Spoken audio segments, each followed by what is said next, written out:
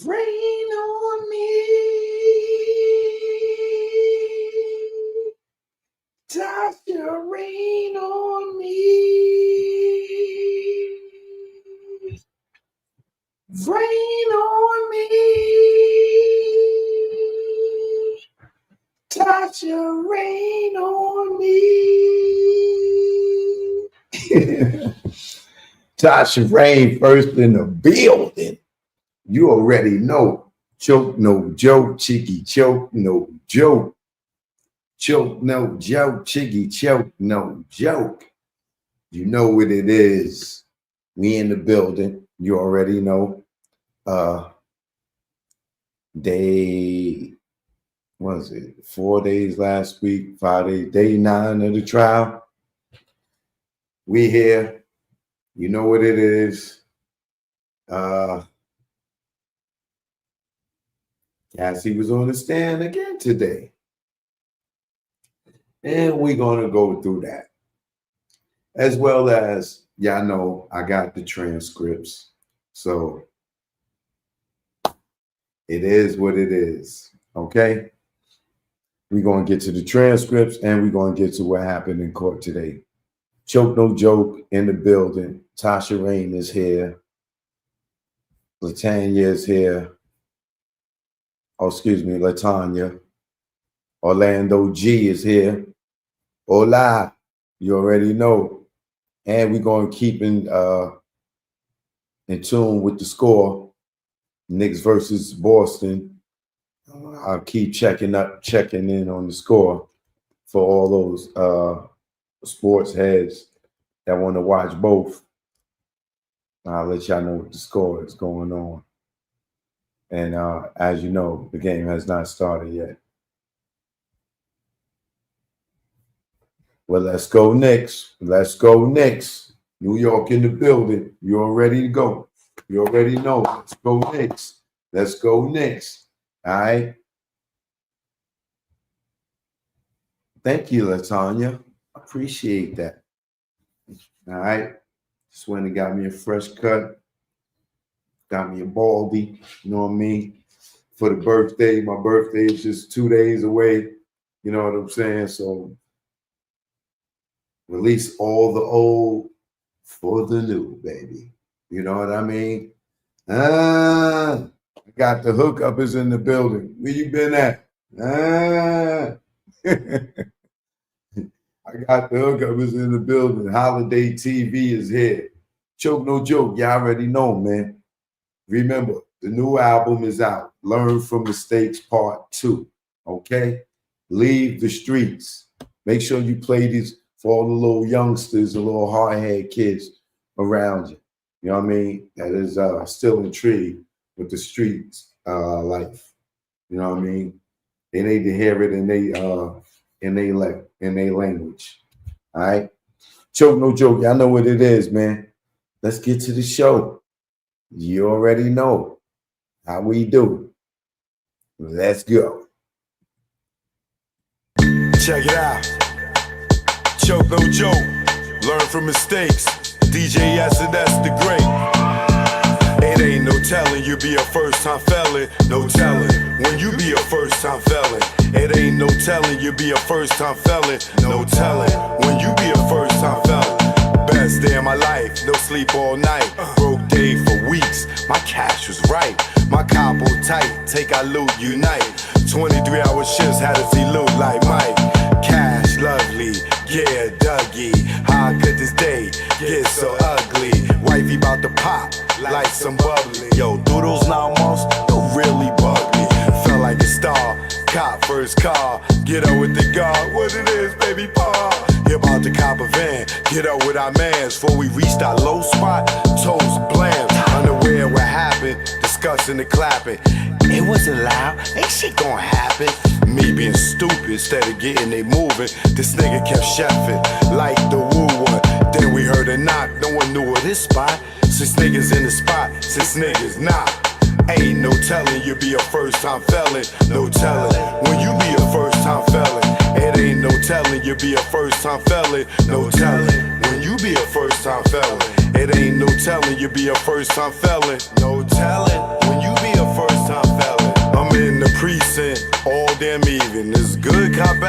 shit got me steaming. No, I was caught, ain't give a fuck. Had jokes like the usual suspects line up. Book times up, came back far. Shirt wrinkled up, my pigs roughed me up. Time's up, heard them clink of the cuffs. Niggas was so deep they had to call on the bus. Everybody that checks outside waiting on us. Like ghetto celebs, ourselves ain't plush. 5 in the book and gave a whooping. He never forget, they gotta be split. Up in the courtroom, they cause it ruckus. Everybody that checks waiting on us. Try to bail us out, that thought got thrown out. Bill one so high, I couldn't bear half a nigga out. Hopped out, that's what first fell in the bow. Back on the bus, Rikers the row. Wifey in the courtroom crying out. We love y'all with tears running in their mouth. It ain't no telling you be a first time felon. No telling when you be a first time felon. It ain't no telling you be a first time felon. No telling when you be a first time felon. Choke no joke, learn from mistakes. Keep chasing that paper, you gonna catch a case. DJ S&S the Great.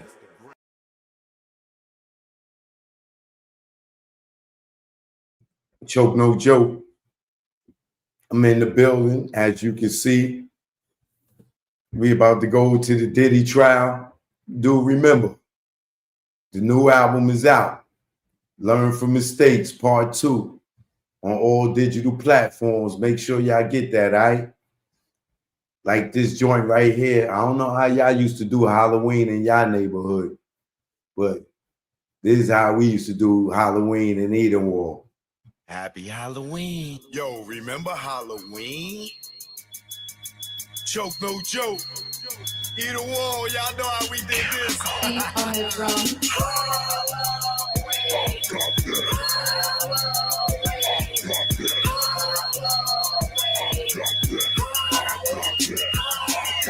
Halloween, I didn't trick or treat. I did the evil things that gave you the creep, like sneaking in bodegas like Judy. Take the eggs and bomb the streets. Attack the first person that I meet. I'm wasting food, folk dying to eat. Then I break out the socks that's filled with powder. Be dudes in their heads for hours. Who stayed in? They were the cowards. We sent them home sour. Got ill in the late hour. Got 2 to the 3D. Back to the Reeds and a sock.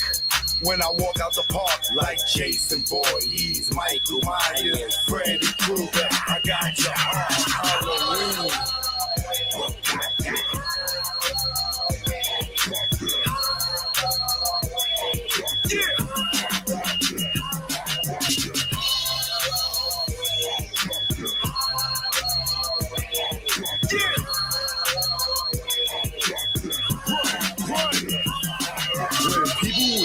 They would quickly leave, cause they knew they would quickly bleed. 3 knots on your forehead like Mitch Green. Have you begging, please, just let me be. Some chick so raw, smash shit on your door. Better be a chick they like or a chick they know. Cause chicks compete with tricks, not treat. Not from the street, get a hair full of knee. And you go back to school, spoiling the scene. And our teachers ain't safe, we glow in they see. Even the principal at assembly, I dump buckets of blood like Carrie. It's scary. Where we bury them in Sousa Woods and Eden War. Halloween was scary.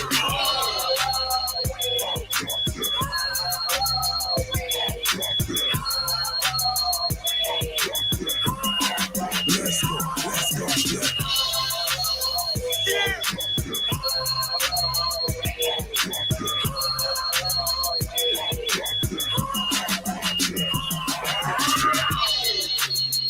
I got that.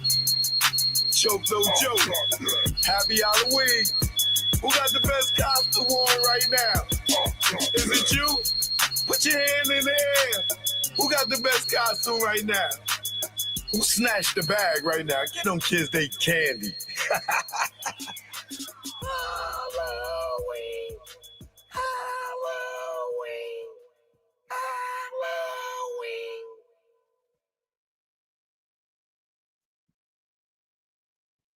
Choke no joke. Learn from Mistakes 2 out right now. Make sure y'all go get that on all digital platforms. All right. Don't forget. Pump that over the weekend. You know what I mean? Memorial Day weekend. All right. Put that in your playlist.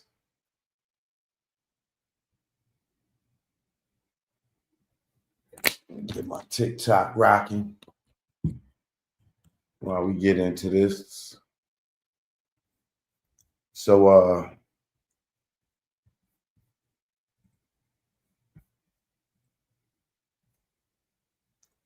2 more days to my birthday. Well, Monday's my birthday. 2 days in the wake up. You know what I mean? So go to Hallmark, get my card. You know what I mean? Okay. Let's see.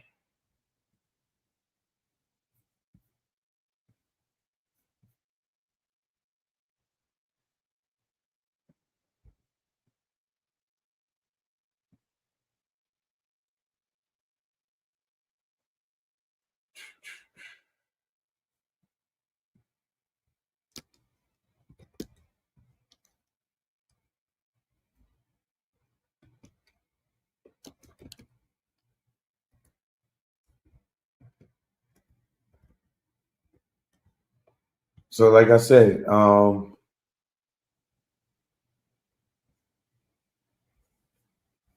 this is day 9 of the trial.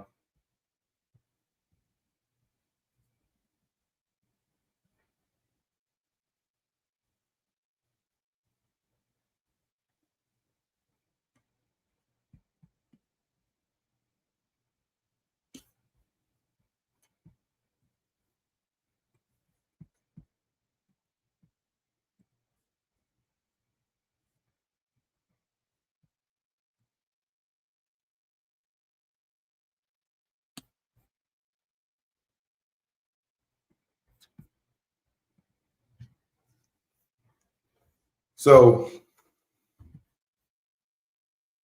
I'm gonna hop right into it.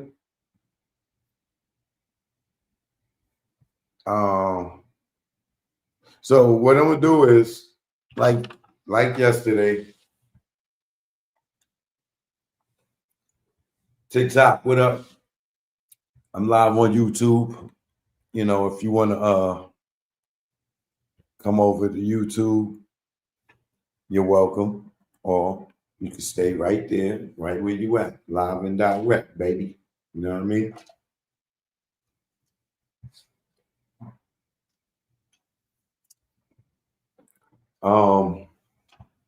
Yeah, so what I'm gonna do is like what I did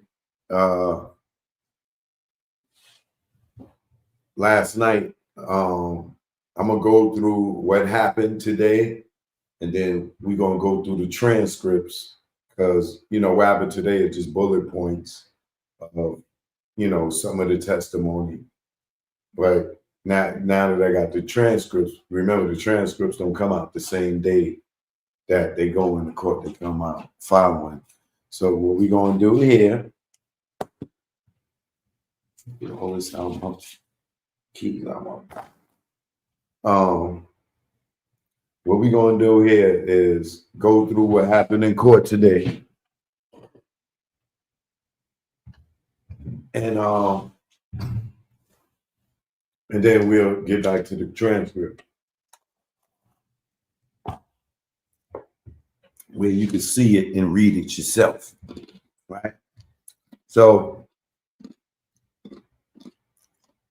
shout out to Inner City Press.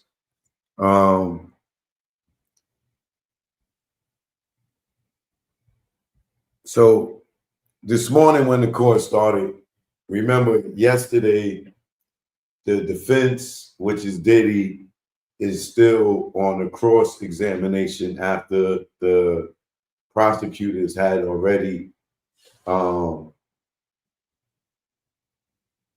interviewed Cassie, right? So now it's the defense turn, right? So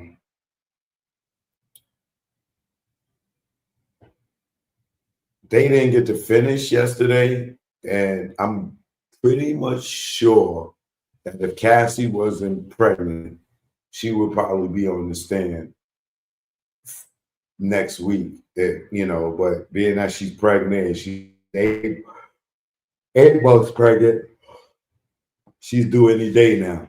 So they want to get her out of there. So they forcing them to speed it up today. So I'm very interested in to see where they went in this direction, knowing that they had a little bit of time. Right. So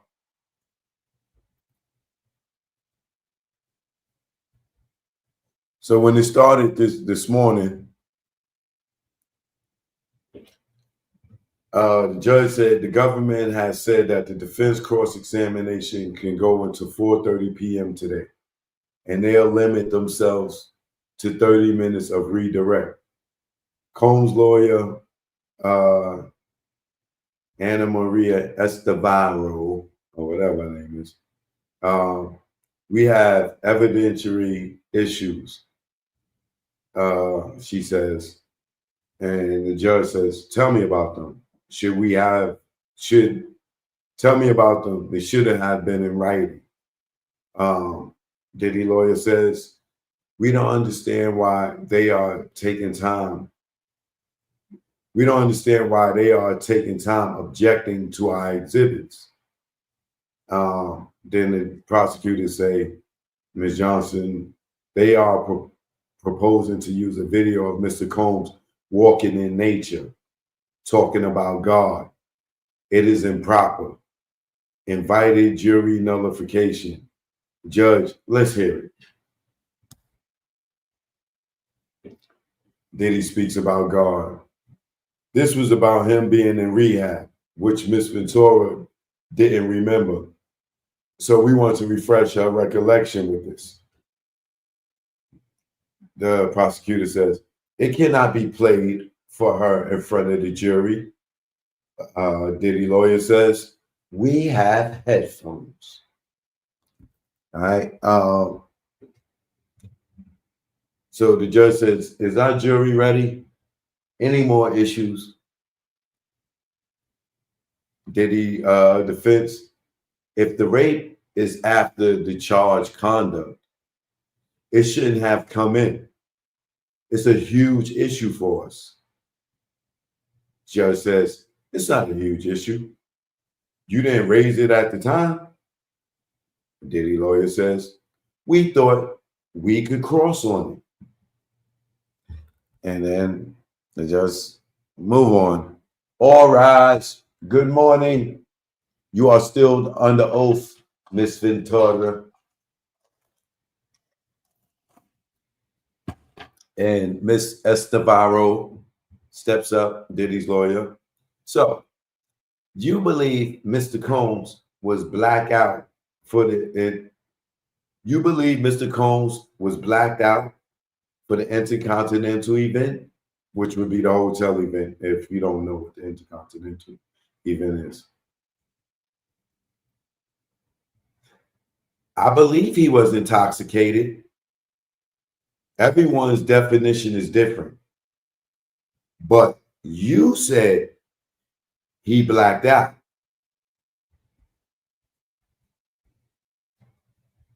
What did you write right here? I wrote, when you get effed up the wrong way, did you mean drugs and alcohol? Here, Mr. Combs writes this to you. I am so horny for you. Hey, this is the objection. This is not in evidence. Here, Mr. Combs is asking you for sex soon after the Intercontinental event, right? I was saying who he left. What did you write back? I wrote, we need a different vibe than Friday at the Intercontinental. Diddy lawyer. Mr. Combs wrote, F Friday. I don't even want to do that again. What did you write? I wrote, LOL, true. Mr. Combs suspected you of having an affair with someone else in the industry. What happened when he took your phone? We were in the car and he told me to call my mother. When I did, he grabbed the phone and took it. It was a big fight, huh? He had just gone for how long?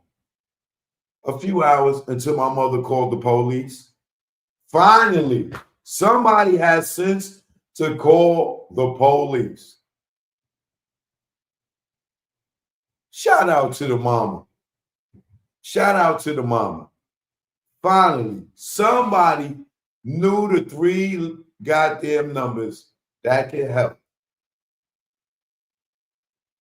911. Shout out to the mother. So Miss Estevado says, it was a big fight. And Cassie says, he was just gone. For how long? A few hours until my mother called the police. Did Mr. Combs go through your phone? I think so. And he called someone on it. The person you had an affair with was an NFL player? I don't know if he's playing anymore, but he was an NFL player and he was jealous. Wasn't there a time he found out you were dancing with another person in the entertainment industry and took your phone, right? I don't remember. It was Chris Brown. I wasn't dancing with him. Look at this. It's from 2013.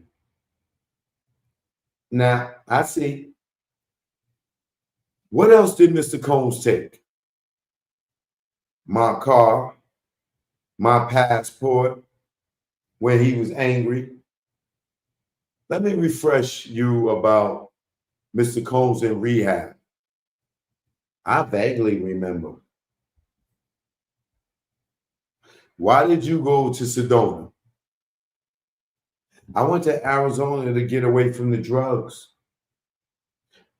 I'm going to go to a new topic. Mr. Combs told you to go get the video you heard about. What did you write? I wrote, you keep putting me down. I'm going to play you some audio.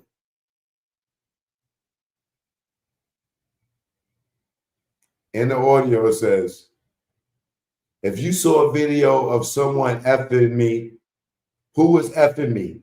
You have it? Why didn't you show me?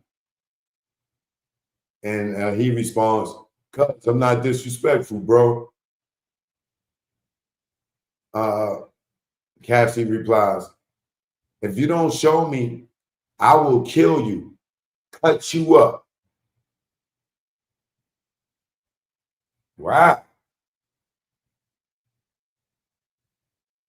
This is Cassie talking. They playing it for the jury. I will effing kill you.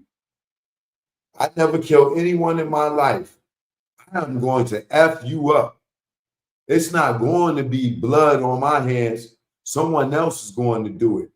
I'm not playing with you, Sujit. Tell me that was you, right? Yes. Did Mr. Combs express concern about these videos being released? When? Ever?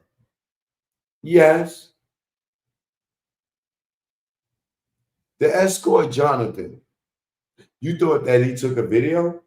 That's Jonathan Odie. Yes. Mr. Combs spent a lot of money to make sure the video didn't get released. I don't know. You had a conversation with Jonathan Odie that was transcribed. I'm not sure. He was volatile. I didn't trust him. What did Mr. Combs say to you when you told him you thought Mr. Odie was recording?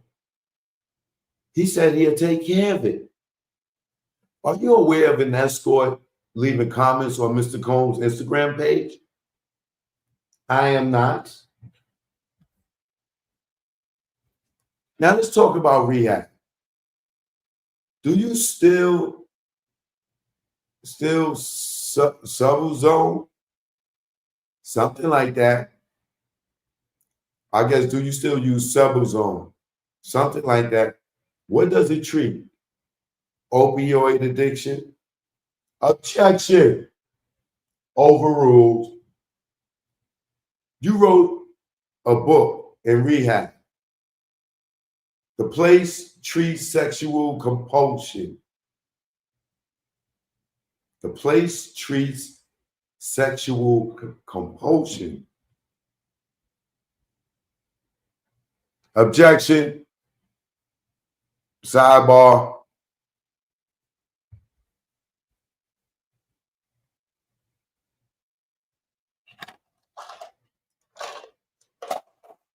Did you get neurofeedback therapy? Yes. What is it? They hook something up to your head and show you things. See how you react. Were you told the effects of it? It helps me with my trauma. Did you participate in EMDR? Yes. What does that do? Memories and processing them?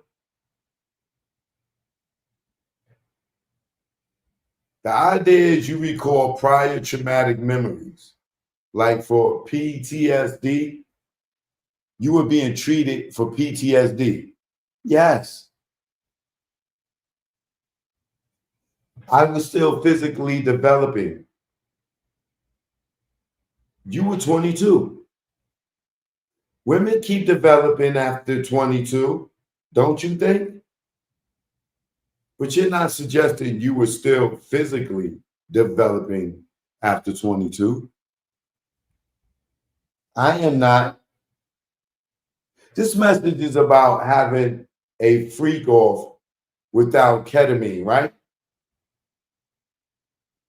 May I confirm with counsel? No, but we'll take a break. Jury leaves, more coming. The jury out. Witness list by Sunday, 5 p.m. But Willis and other filings, which are clearly judicial documents, be in the docket. As for these long text messages, use binders so we can save time. They're back. Mr. Combs wrote, "You're so predictable.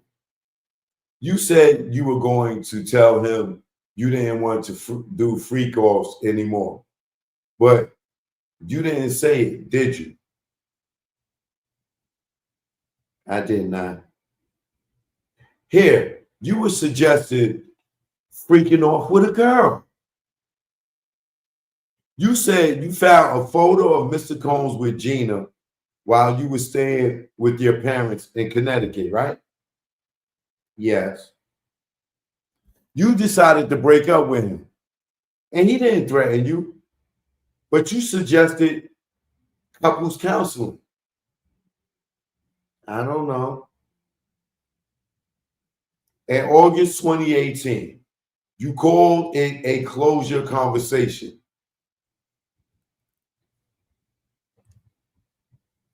Mr. Combs was inviting you to the Burning Man, right? Yes. I'll read Mr. Combs. You have anger. Victoria, Cassie says, I wrote, my family knows. I'm not running around telling our business. I wrote, I don't need you to be taking care of Kim and Gina. I needed you to put me first. Oh, really? Diddy lawyer, Miss Estevaro, please read this. I wrote, you lied to me. She never went away. It was the nail in the coffin. You meant Gina, the photo, right? Yes. In your civil lawsuit, you said Mr. Combs raped you in September 2018 after you had dinner at an Italian restaurant in Malibu, right? Yes. Did you meet with the U.S. attorneys on November 30th, 2023? Yes. Not that exact date. In this meeting, you said the rape took place after Mr. Combs returned from Burning Man. You said he was acting strangely at that dinner. I don't remember exactly the words. Did you meet the U.S. attorneys on April 8th, 2025? Yes, around then. This message to FB. FB, who is that? Frank Black, a name he used. He wrote, I'm in an investors conference. We'll get back to this. You still have love for him? I have love for the past and what it was.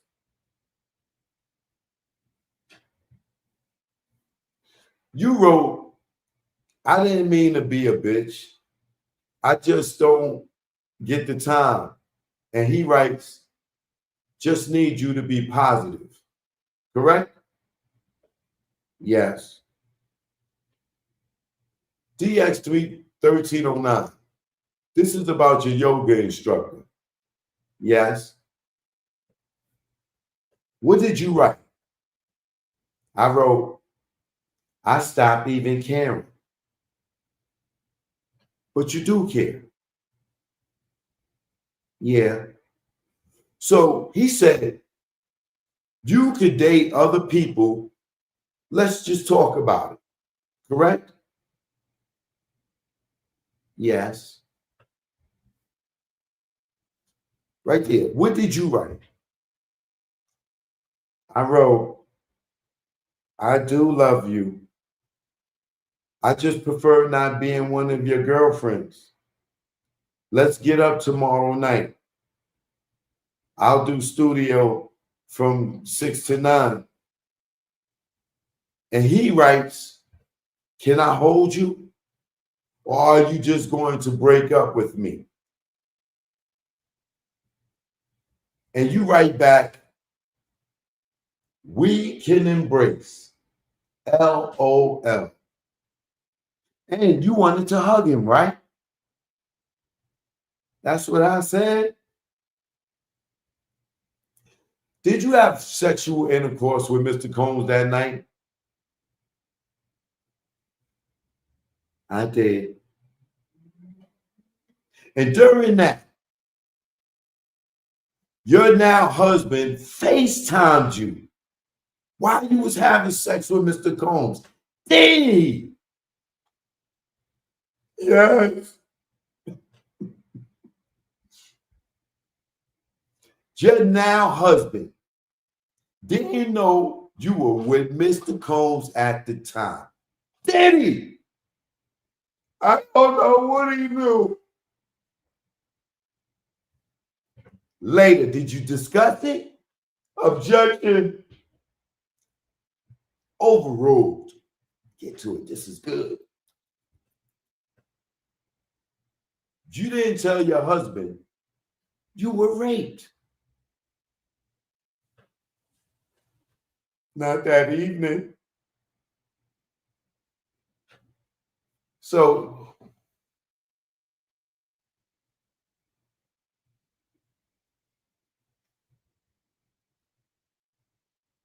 All y'all that's arguing for Cassie, are y'all still arguing for her at this point? She with her guy, and Diddy was allegedly raped her.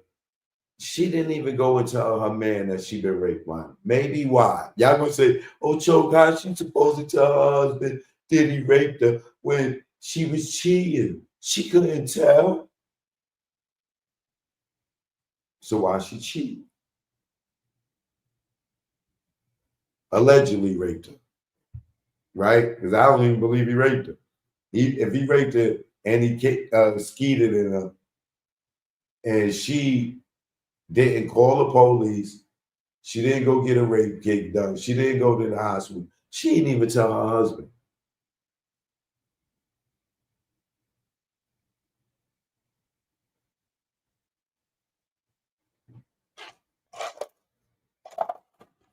This shows she was a victim.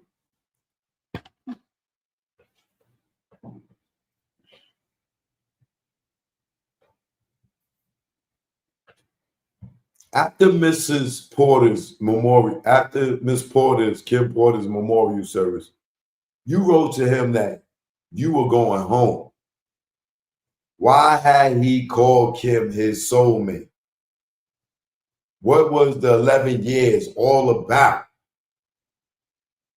Yes. That was hurtful? At that time, yes. And after the memorial service, you never saw Mr. Combs again, right? I did not. He let you go, right? I never saw him again. I don't know about letting me go, but you got married to the love of your life, right?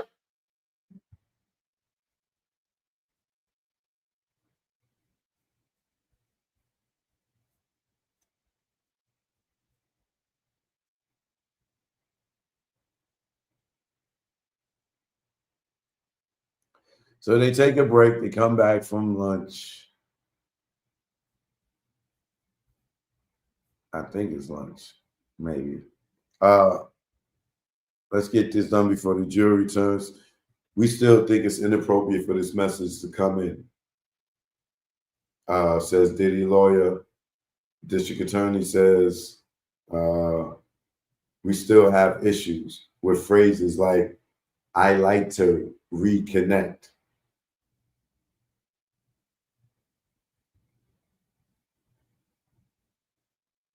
What state of mind is this being offered for? There are portions that are properly admissible. So this needs to be redacted if it is going to be admitted into evidence. For example, in the 5th paragraph, I've been getting my life together. No. We can get that in through other exhibits.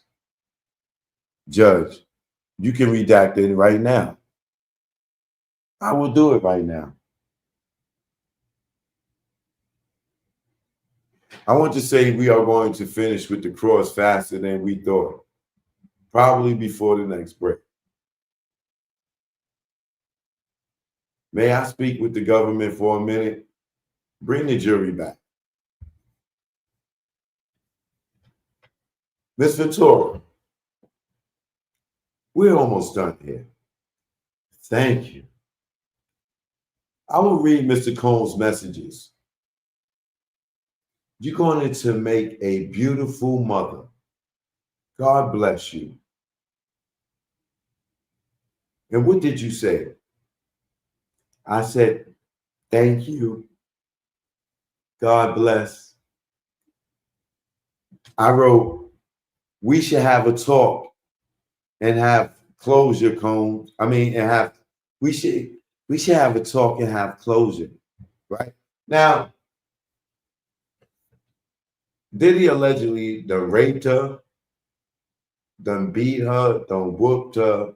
She done moved on in life. She's pregnant. She's getting ready to have a child. And she still want to meet with this nigga that y'all saying is holding her captive, making her be a sex worker. She is gone off in a marriage, pregnant. He's telling her she's going to be a great mother and a beautiful mother. And she done moved on pregnant, talking about, oh, let's sit down and have a meeting to get some closure. What? To the dude that beat you like a dog as a figure of speech.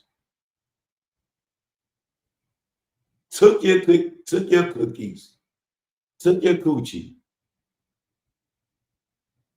Made you do all this and made you do all that allegedly.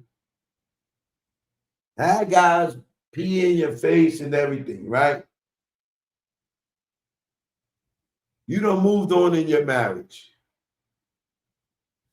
You pregnant. And you want to meet up with this guy for closure.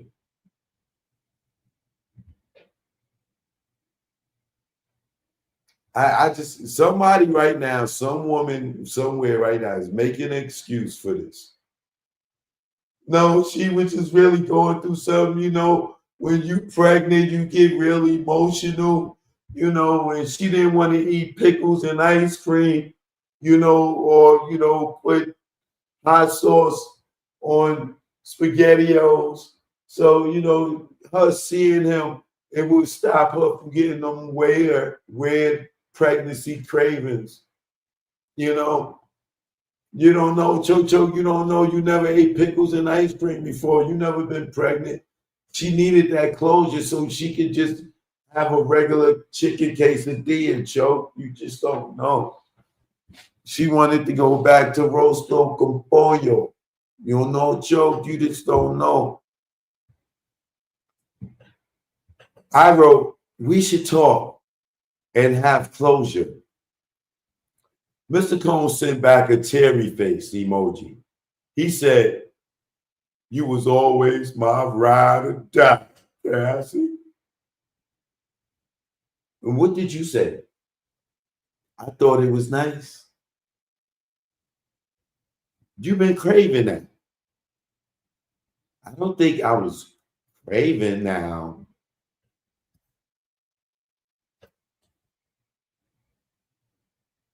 You shaped you over 11 years, right?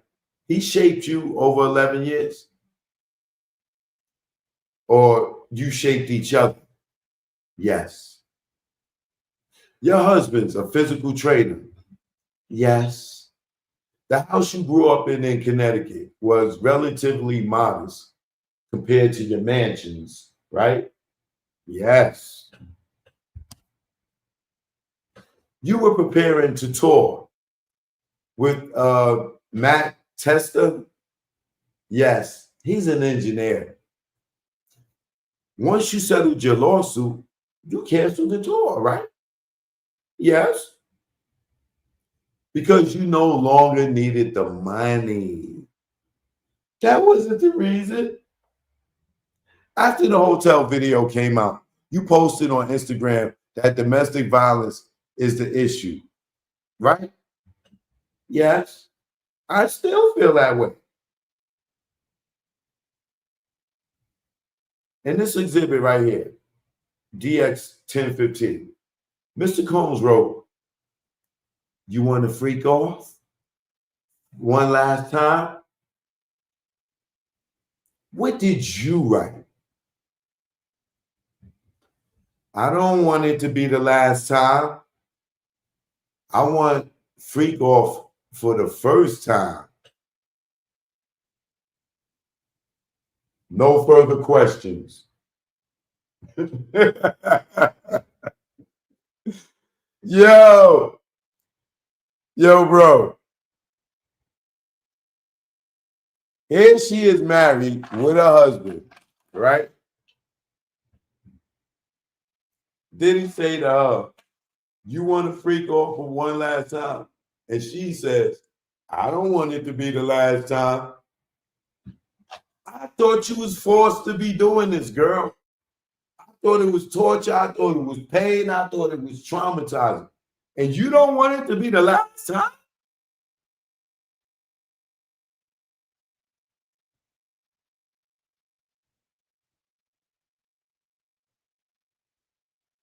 Bro. Bro. They lost. They lost with that statement right there. Mr. Combs wrote, want to freak off one last time? What did you write? I wrote, I don't want it to be the last time. I want to freak off for the first time. No further questions. Judge, redirect. Anybody? Redirect. Anybody? Redirect.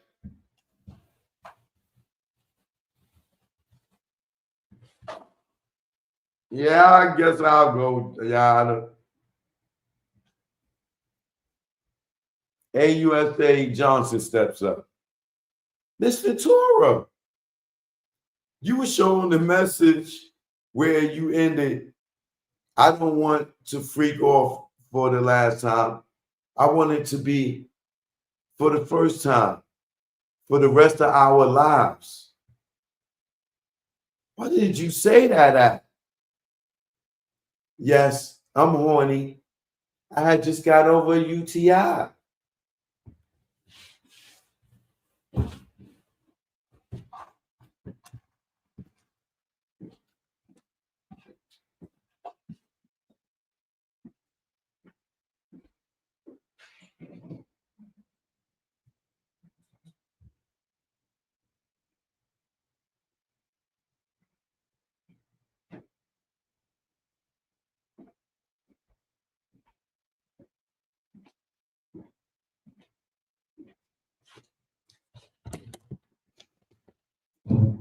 Yo, man.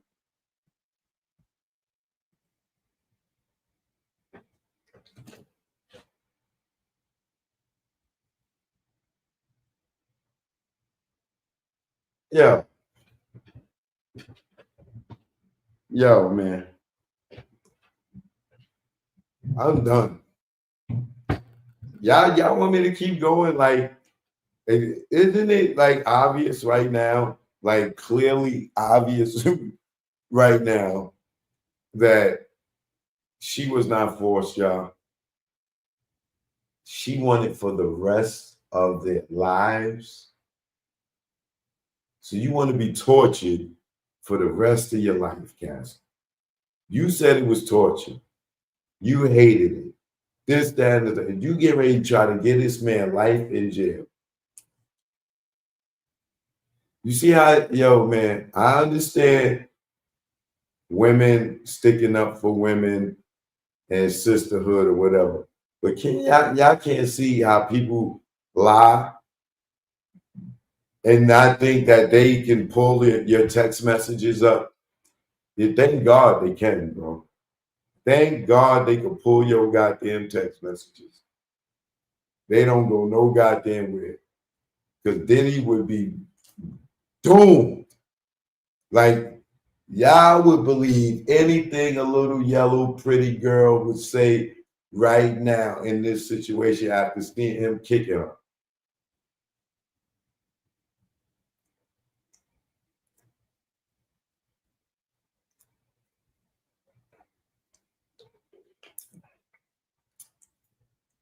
And some of y'all parents beat y'all worse than that little bullshit ass kick Cassie got. I ain't condoning it. I'm just saying. I can speak for myself too. I got worse ass whippings from my mother than Diddy did to her. My father whipped me worse than that bullshit, light ass 2 kicks and drag. Did anybody agree here that they parents whipped their ass way worse than Diddy did Cassie? Not condoning it, but let's just keep it real here. You know what I'm saying? A lot of us got way worse beatings from our parents. And some of y'all probably beat y'all kids like that. Now, I know you might feel guilty about it, you know, but some of y'all done whipped y'all kids too. Let me continue on. No, I'm not wrong. I'm right. Let me read that again. So now the prosecution is over there looking at Cassie like, are you out of your mind? Like, why would you say that? Miss Ventura, you were showing this message where you ended, I don't want to freak off for the last time. I want it to be the first time for the rest of our lives. Why did you say, what did you say after that? What did you say after that? Yes, I'm horny. Just got over a UTI. You were showing messages today in which you and Sean were kind and loving. Yes. Did those period ever last? Objection. Overruled. No, they didn't last. They're a downswing. What world did Sean open up to you? A world of chaos. In your 11-year relationship, who did you want to have sex with? Only him at that time. Come on, Cassie, stop, bro. Like, oh my God. Let me be fair. All right. Only him at that time, I believe him. When Sean wrote, seduce me all day, what did you do? Write about freak offs? Were you able to cancel work obligations for freak offs? Yes, if I was told to. When you were shooting the movie in South Africa and you blocked him, how did he contact you? Through Mia. He said he didn't remember hurting you. Do you believe him? Not always, because I knew him. There were times he was pretty aware of what he was doing. It's just who he was. I see him be violent with other people. On the way back from Cannes, what did Sean do? He played a video of me having sex with an escort. What did he say to you? He'd release it. When you got to New York, what did you ask Sean for? A freak off? Or did he release it? When Sean wrote, you ready for tonight, what did he mean? A freak off?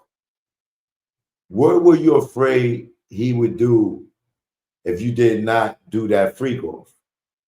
Objection. Overruled. I don't know that week. Next question, says the judge. Do you have any doubt that Sean raped you? Objection. Overruled. I have no doubt. After Sean raped you on August 18th, did you later have consensual sex with Sean during which you did you later have consensual sex with Sean during which your now husband FaceTimed you? Yes. I'm so confused, bro. I'm so confused, man. So you telling me this man can take it while you in a relationship?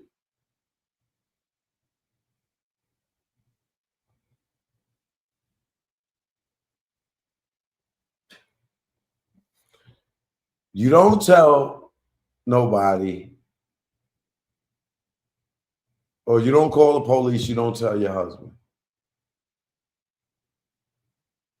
It's supposed to be such a traumatic thing. And you go back and you have sex again with your abuser, alleged abuser.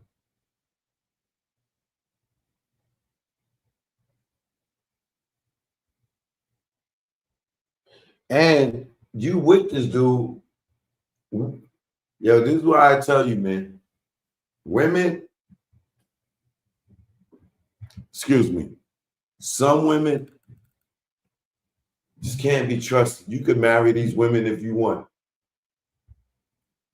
You better be loving her unconditionally. Because it might be the day you FaceTime your wife and it's a nigga on the other side of that phone, in the back of her phone, standing there butt ass naked with a rock hard joint, and she telling you she had a girlfriend now, she at the mall, she wherever she telling you at that you believe her. As soon as that FaceTime go boom, she got that cock back right in her goddamn mouth.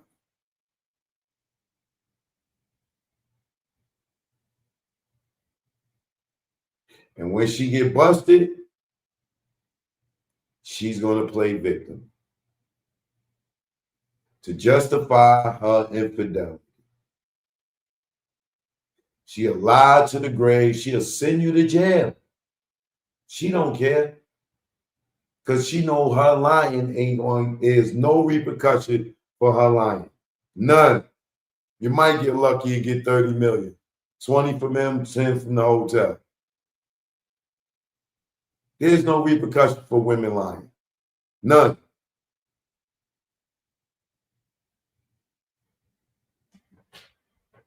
So if your woman lied to you, do not put your hands on her. Do not do nothing. Just leave. Because you're going to go to jail anyway. Not her. Even if she lied to you. Trust me, I've been there.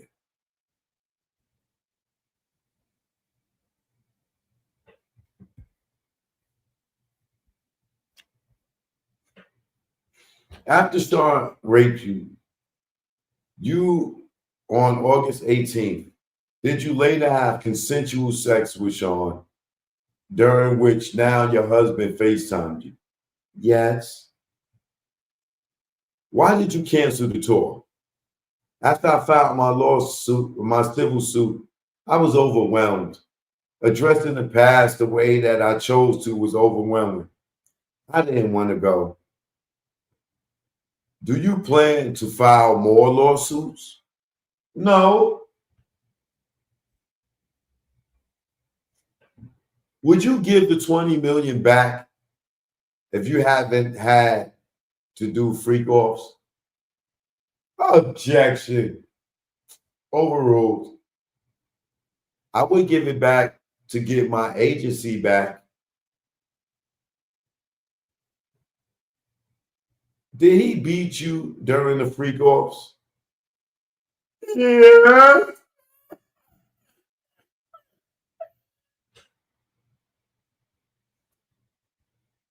She starts crying when did he beat her during the freak offs? They got to have some witnesses for that one.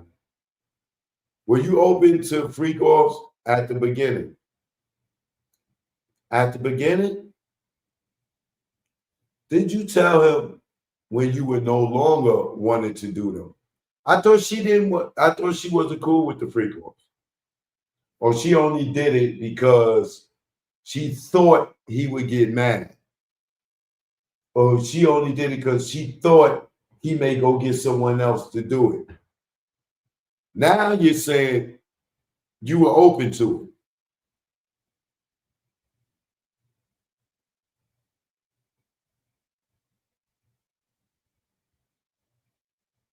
So if he proposed it to you and you was open to it, then you was open to it.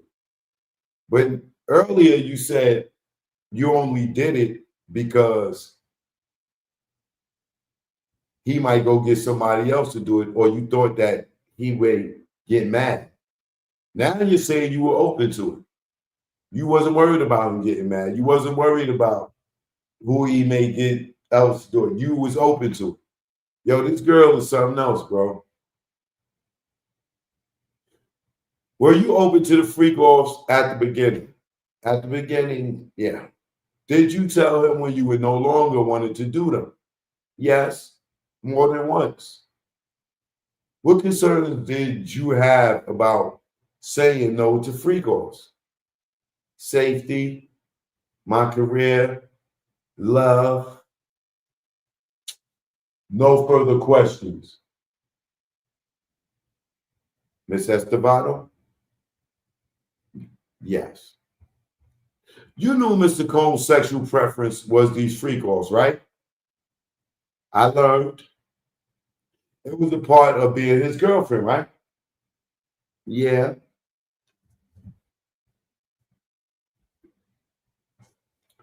You kept your old device, right? Yes.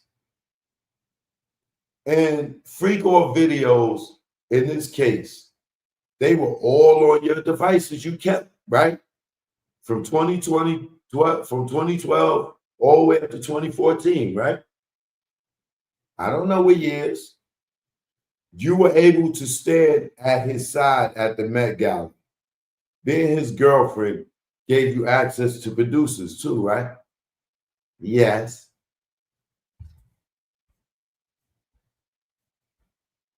Beyond Kid Cudi, what other musicians were you put in the studio with? Were you put in the studio with Nicki Minaj? Yes.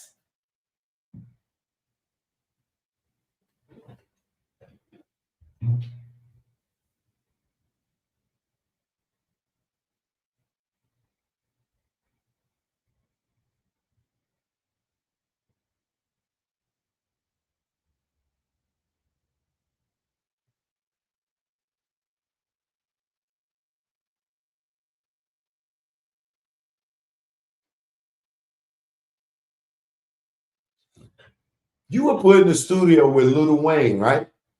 Yes. And with Rick Ross, Pusha T. Am I forgetting any names? You got a lot of names. You are self-conscious about your musical talent, right? I would say that. You had a bad performance on 106 in Park. Yeah, early in my career, you did music videos. Were they successful? Maybe have a brief sidebar and come back. D-Rock was a member of your family. Yes, like a brother. The assistant Mia, you also had a friendship with her. Yes. Okay, here you go. Okay, here you begin with the explicit message, and Diddy responds with one, you are actively sexting, right? You stated that you were feeling overwhelmed after filing your civil lawsuit, right? Yes. You recently received a settlement from the Intercontinental, didn't you? No. You made a demand, excuse me. Yes. 10 million, maybe? Anything further? I just have one question. I was asking Miss Estevado, can you wrap up in 2 minutes? Miss Estevado says, this is the last thing I asked you to read, Miss Ventura. Thank you.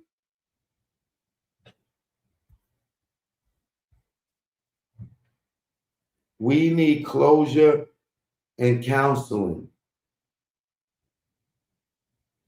No, we need closure and understanding.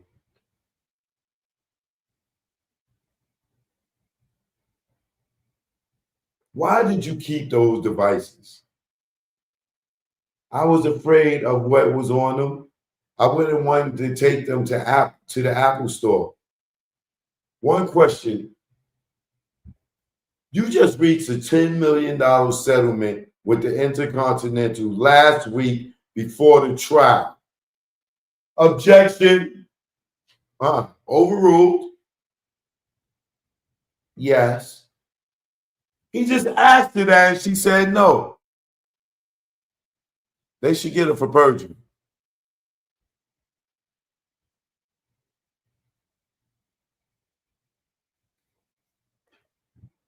So they go to a break. After the break, Agnifilio, we object to the testimony of the witness after the special agent, Dawn Ricard.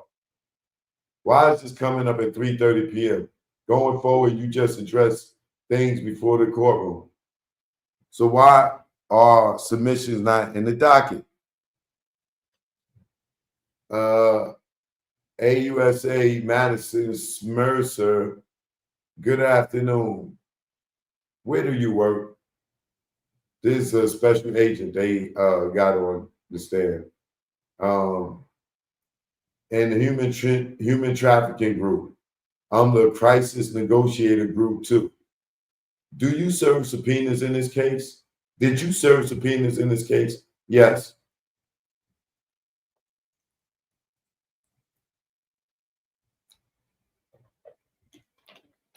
When Sean Combs was arrested, where did you go?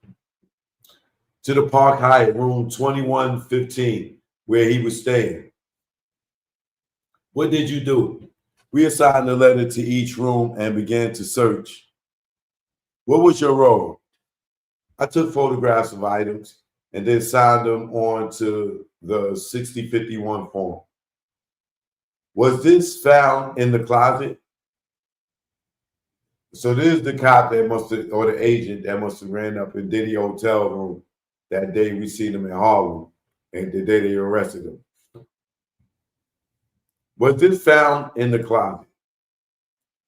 Photo showing plastic bag full of Johnson & Johnson baby oil and Astroglide bottles.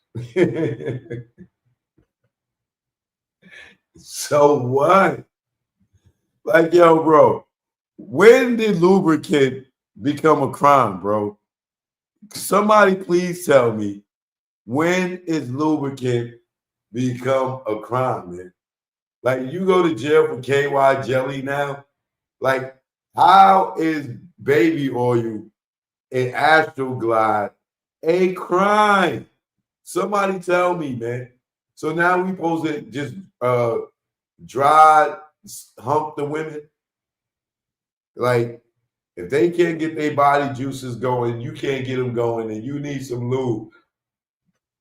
Baby oil or Astroglide or whatever Diddy was using. Like, when is lubricant a bad thing, bro? Like, this is crazy, bro. What was found in the bathroom? Several bottles of baby oil. Now, the bedroom. What was found in the Louis Vuitton bag? Medication in the name of Frank Black. And that is this. They showed the bag. A bag of pink powder found in a medicine bottle, showing agreeing it was found and tested by Customs Border Patrol Lab. The pink powder was found to be ketamine and MDMA in a bottle. What the hell is ketamine? I thought that was the pink cocaine, but I guess it's ketamine and not cocaine. Ketamine drug.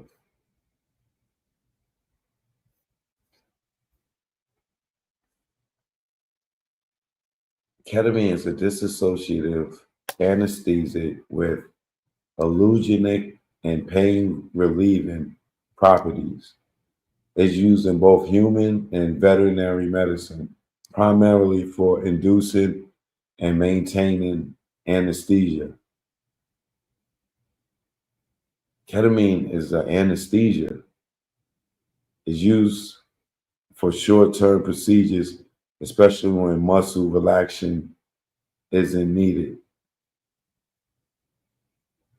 Low doses of ketamine, a sub-anesthetic, can be used to treat severe pain, including neuropathic pain and pain associated with complex regional pain syndrome.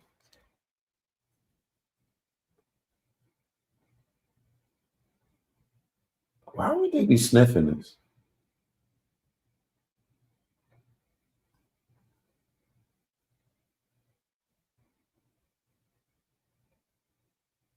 Is it because it's a hallucinogenic, dissociative, and a hallucinogenic effects? Ketamine is sometimes used recreationally for its hallucinogenic and dissociative effects.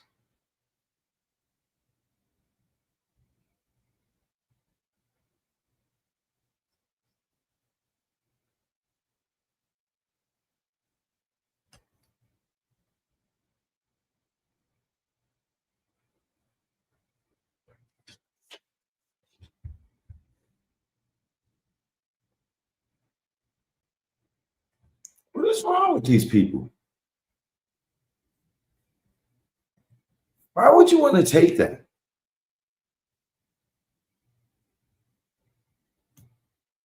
Like, wait, like, why would you even want to take that, bro? I just don't get it, man. Like, hey, never me, bro. You just not, yo, let's take some ketamine. Like, yeah, yo, what is oh man, oh, you see the pink elephant? Oh wow, he's flying. Holy, there goes Scooby Doo. Scooby? Like, what the hell? Like, I don't get it, bro. That ain't my world, so it ain't for me to get it. What was found in the black mini pack bag? $9,000. Please take the cash out of the bag. Rather than fanning out the bills. So Cassie tried to steal that money that was in that bag when she ran out the hotel. That $9,000 allegedly. I wonder if that's what she was doing, taking the goddamn money.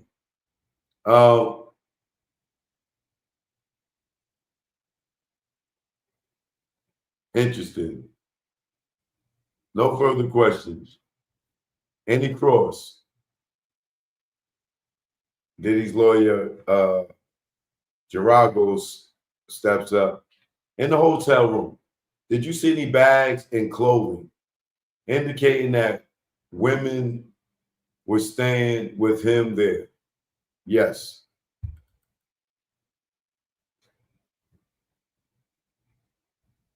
Judge, the U.S. may call its next witness. Your Honor, the government has called Dawn Ricard. Where are you from? Dawn from Danny D. Kane is on the stand now, y'all. This is who's on the stand. Dawn Ricard. Dawn Richard, some of y'all may call her. But she said it's pronounced Ricard, right? I might have to change that title.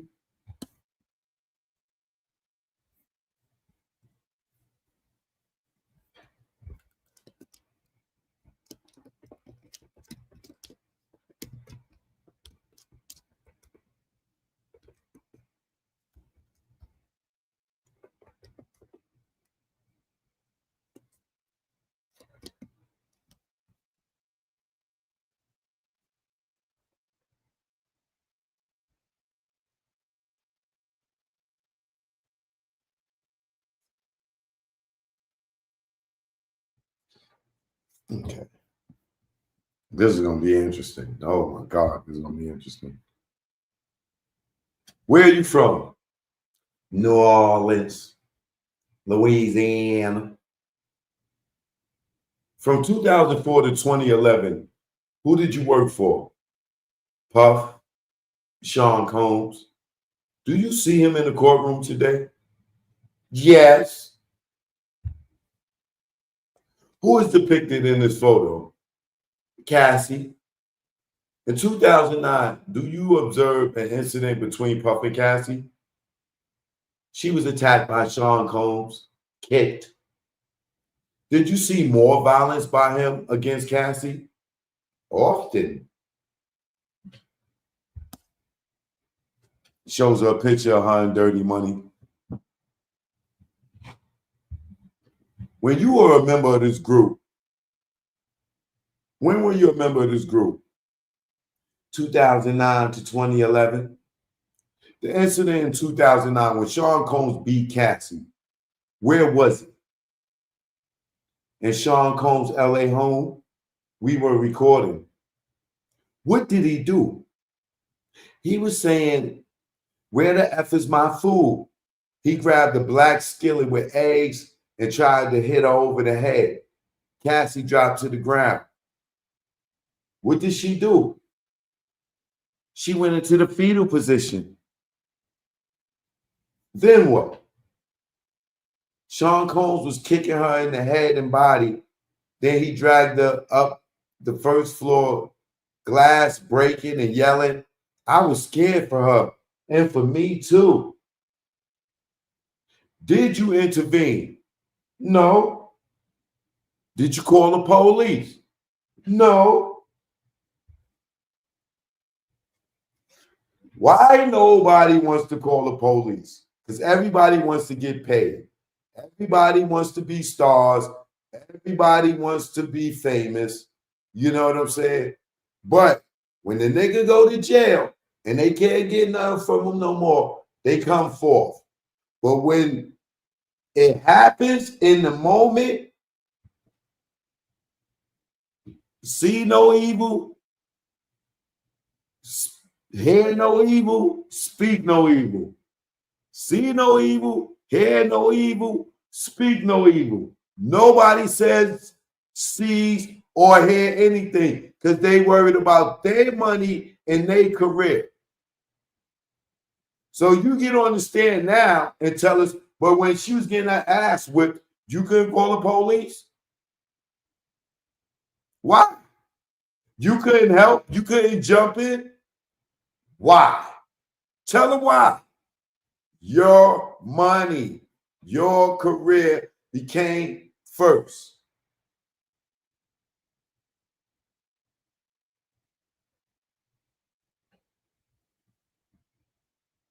The next day, what happened? That it had been passionate and she was okay. That it had been passionate and she was okay. That it would be better if we didn't talk. That people could end up missing. How did you understand that? Death. Objection. Sidebar. Back from sidebar. Jurors, you can leave for the weekend. Watch the Yankees play the Mets or the Knicks. If you're not into sports, there's a lot going on. See you Monday. Judge, Mr. Ricard, you can leave. About this line of testimony, this shows consciousness of guilt for count one and relevant to count one. It's not sex trafficking. It's domestic violence. Why didn't you bring up a motion in Lamine on this? I didn't know. We cannot sit here and say Ms. Ventura did anything because of this event, because she did not talk about this one. So this is rank speculation. But she was there.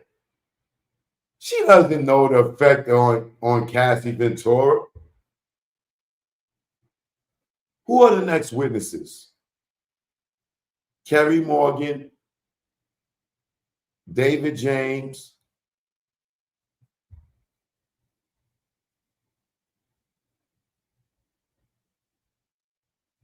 so that's it.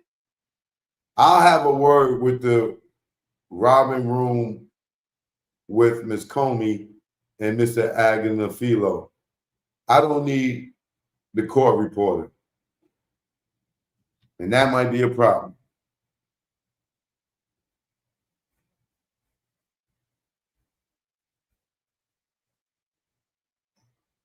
So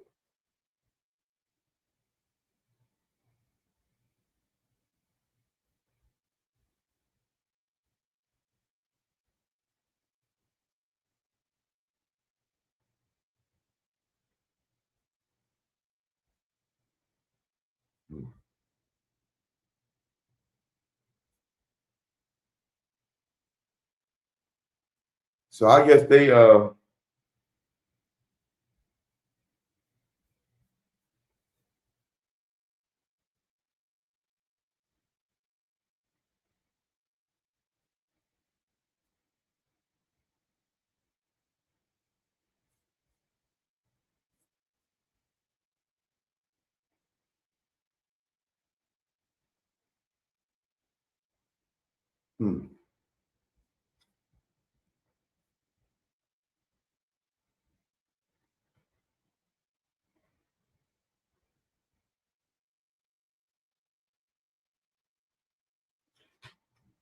I don't know what with it. I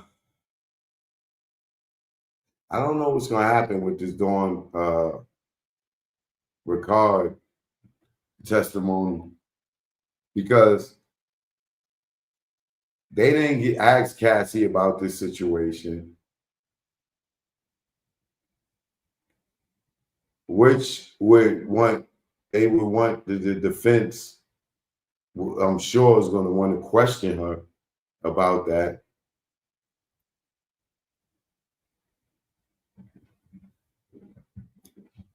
And once again, like he said,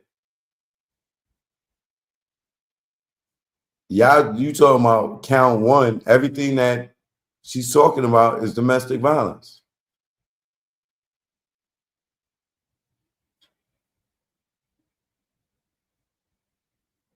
The incident in 2009 when Sean Combs beat Cassie, where was it? Dawn says, in Sean Combs' LA home. We was recording. What did he do? He was saying, where the F is my food? He grabbed a black skillet with eggs and tried to hit her over the head. Cassie dropped to the ground. What did she do? She went into the fetal position. Then what? Sean Combs was kicking her in the head and body, then dragged her up to the first floor. Glass breaking and yelling. I was scared for her and me too. Did you intervene? No. Did you call the police? No. The next day, what happened? She said that it had been passionate and she was okay. That it would be better if we didn't talk about it and that people could end up missing. How did you understand that? Death, objection, and then that's where they end for the day at. He dismissed the jury, and then he has the sidebar with them, and he's asking about the line of questioning. And Combs said this shows consciousness of guilt for count one and relevant to count one. But it's not sex trafficking, Diddy's lawyer said. It's domestic violence. And it's true. Like, it's true. What Dawn is testifying to is domestic violence. She ain't saying, yo, I seen this nigga throw her in the trunk and take her across state line, make her go have sex with somebody. She said, yo, I seen him beat her ass. It's well established that this nigga is a villain to the core when it comes to domestic violence. That nigga is the Joker of the domestic violence. That nigga is Lex Luger. Like, okay, we get that part. We get it. But what she's testifying to is not sex trafficking. It's not. I'm not defending Diddy, but what Dawn is saying is, yo, the nigga's abusive. He was kicking her, punching her, dragging her, beating her, talking to her foul.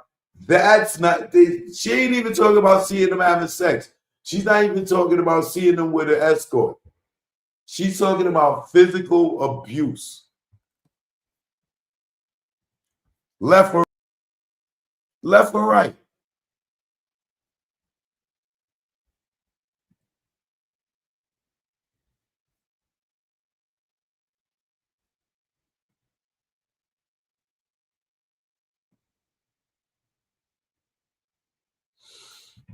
Now let's get back to the transcripts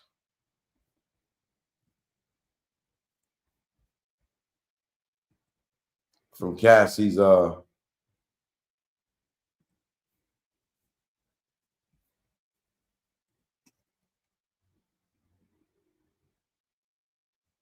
first testimony. Now, where did we stop at? I was on, damn, I meant to write the thing down. Let's see.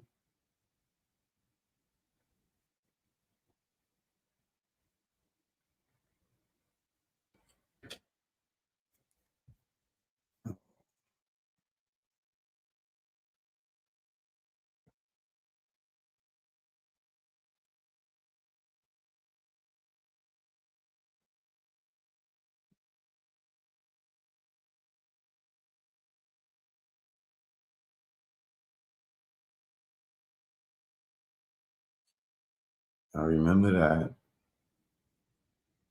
The Flyer, Dallas Austin, the Blue Dolphin Pill.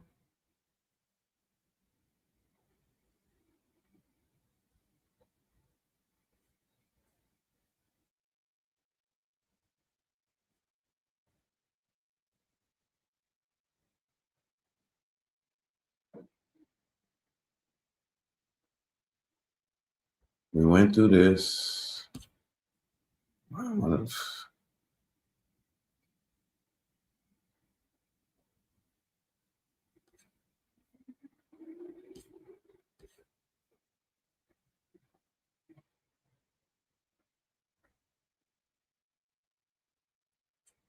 remember this.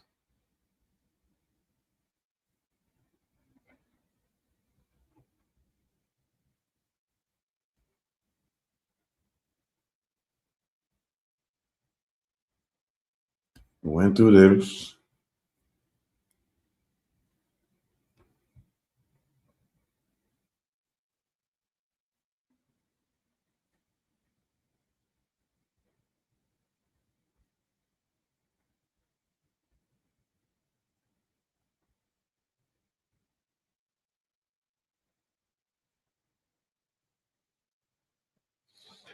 All right, I'm gonna start here because I can't remember what this don't look familiar.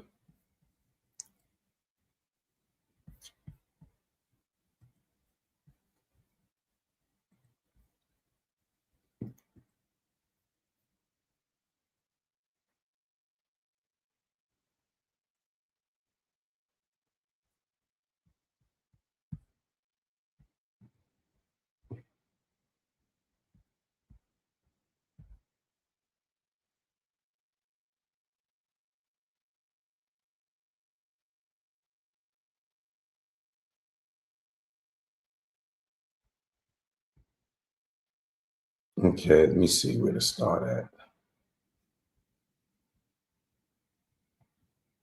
But there are times when Sean's staff located you in person, yes.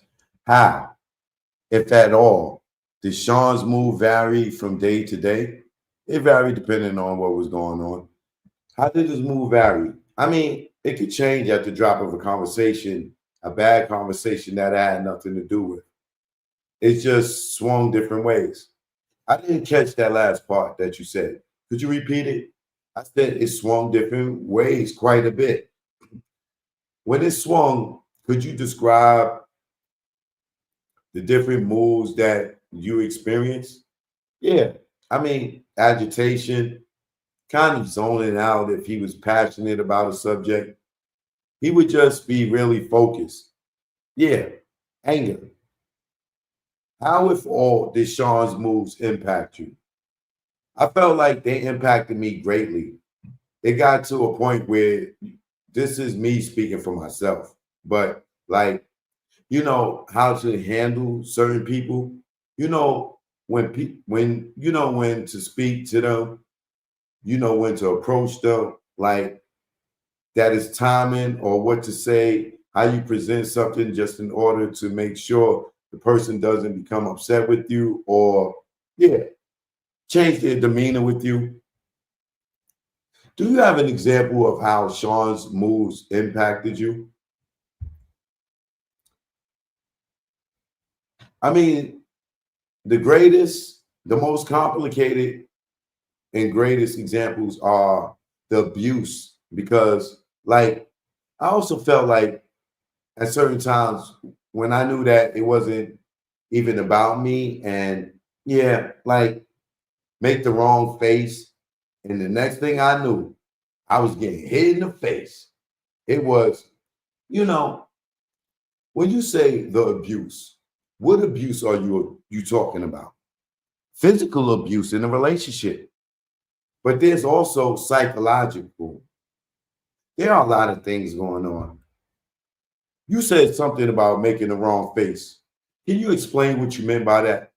If I wasn't smiling at him the way he wanted, if I just looked at a certain way that he didn't like, maybe I was a brat or something, like he would let me know I need to fix my face or watch my mouth.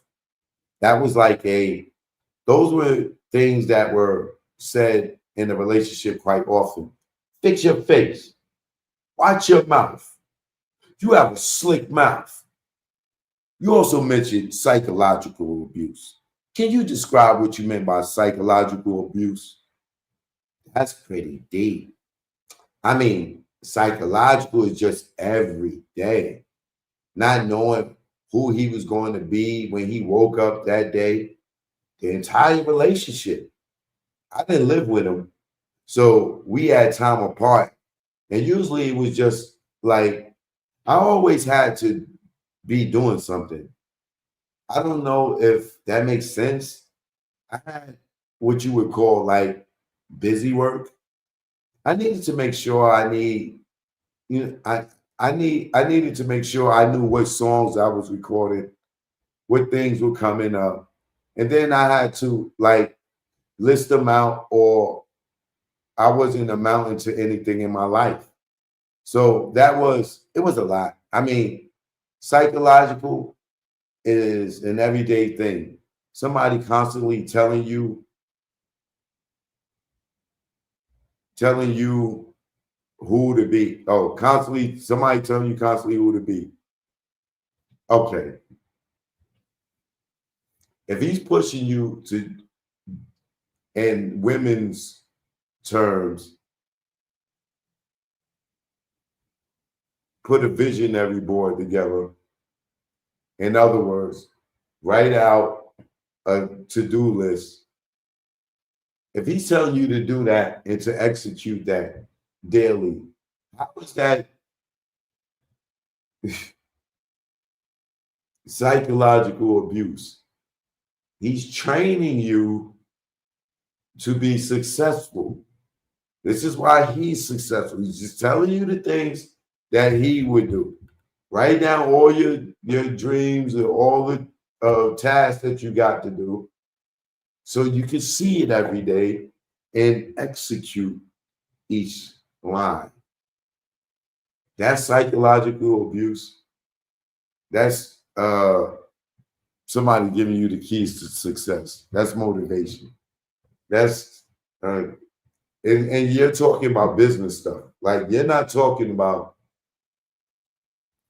not even domestic stuff. Clean the house, clean, wash the dishes. Like he's telling you things to better yourself, and it's psychological abuse. Like you try to make him telling you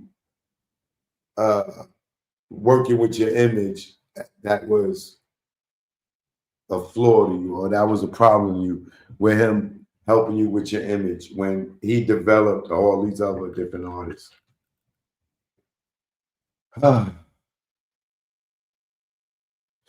When you say someone constantly telling you who to be, are you referring to anyone in particular? I'm referring to Sean. You mentioned you always had to be doing something. Yeah. Who, if anyone, would check in on you about what you were doing? He would. He would check in. But I also worked with his engineers and all his people. So everybody pretty much in tune with everything that I was doing. When you say his engineers and his people, are you talking about people you work with in the studio? Studio staff? Yeah. You also mentioned making a list of songs. Do you recall that? Yes. Who, if anyone, would give you those lists to do? I would give it to him, like an engineer or the writer, but he would have a list. He knew what I was doing at the studio. Yeah, Sean. What was the purpose of giving those lists to Sean? That I was completing what I was supposed to be doing. That songs were getting done, and yeah, it's my busy work. When you say your busy work, can you describe what you mean by busy work? Bro, she is signed to a record label.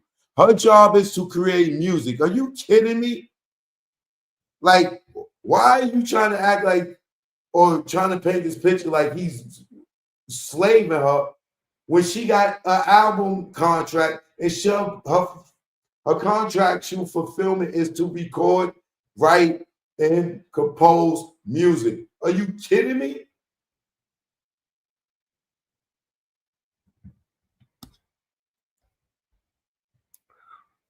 Work that just kept me busy, mainly because a lot of things I didn't actually come out because music or whatever. I think busy work was just the way I interpreted it.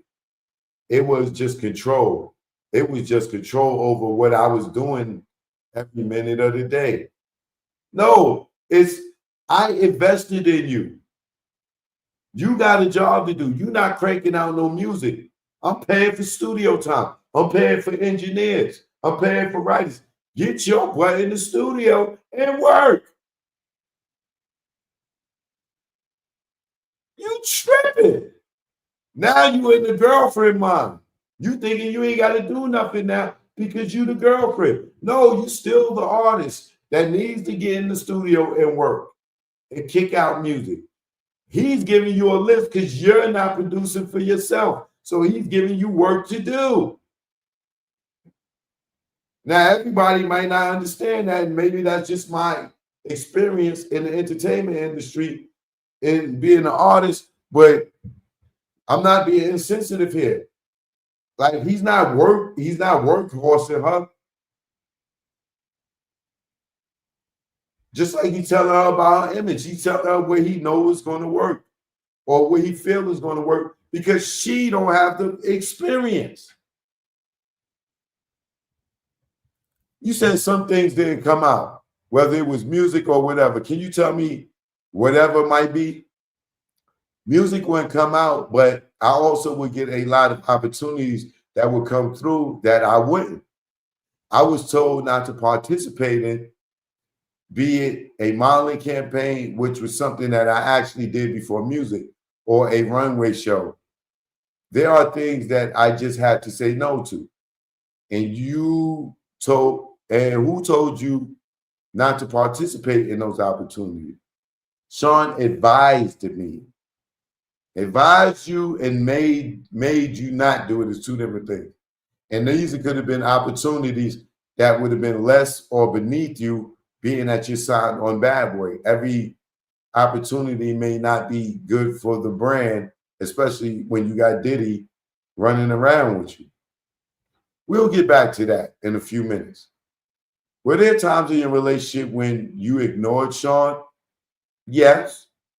What happened in your relationship when you ignored Sean? I mean, if I ignored him, he would call constantly, which I said I usually didn't live too far So it was easy to send someone to just come see if I was home. But it was definitely a not stop until you find me thing. And you mentioned sending someone to see if you were home. Who typically would be sent on that task?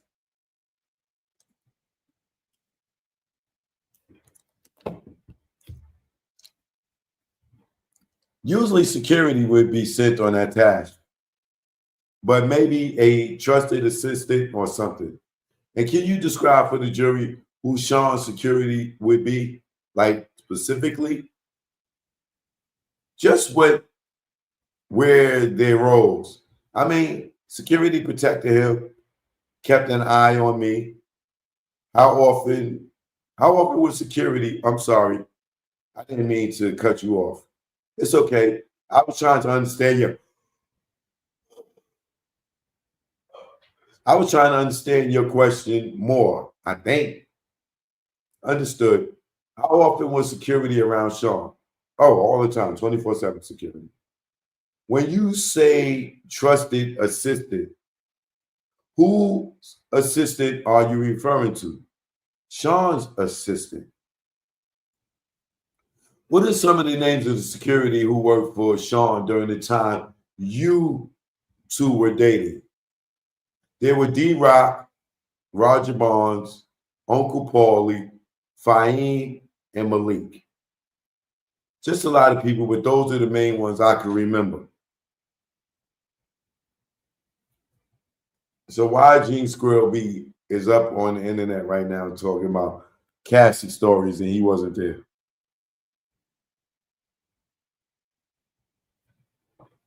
When you mentioned trusted assistant, who were some of the trusted assistants? I mean, in the very beginning, it was David James.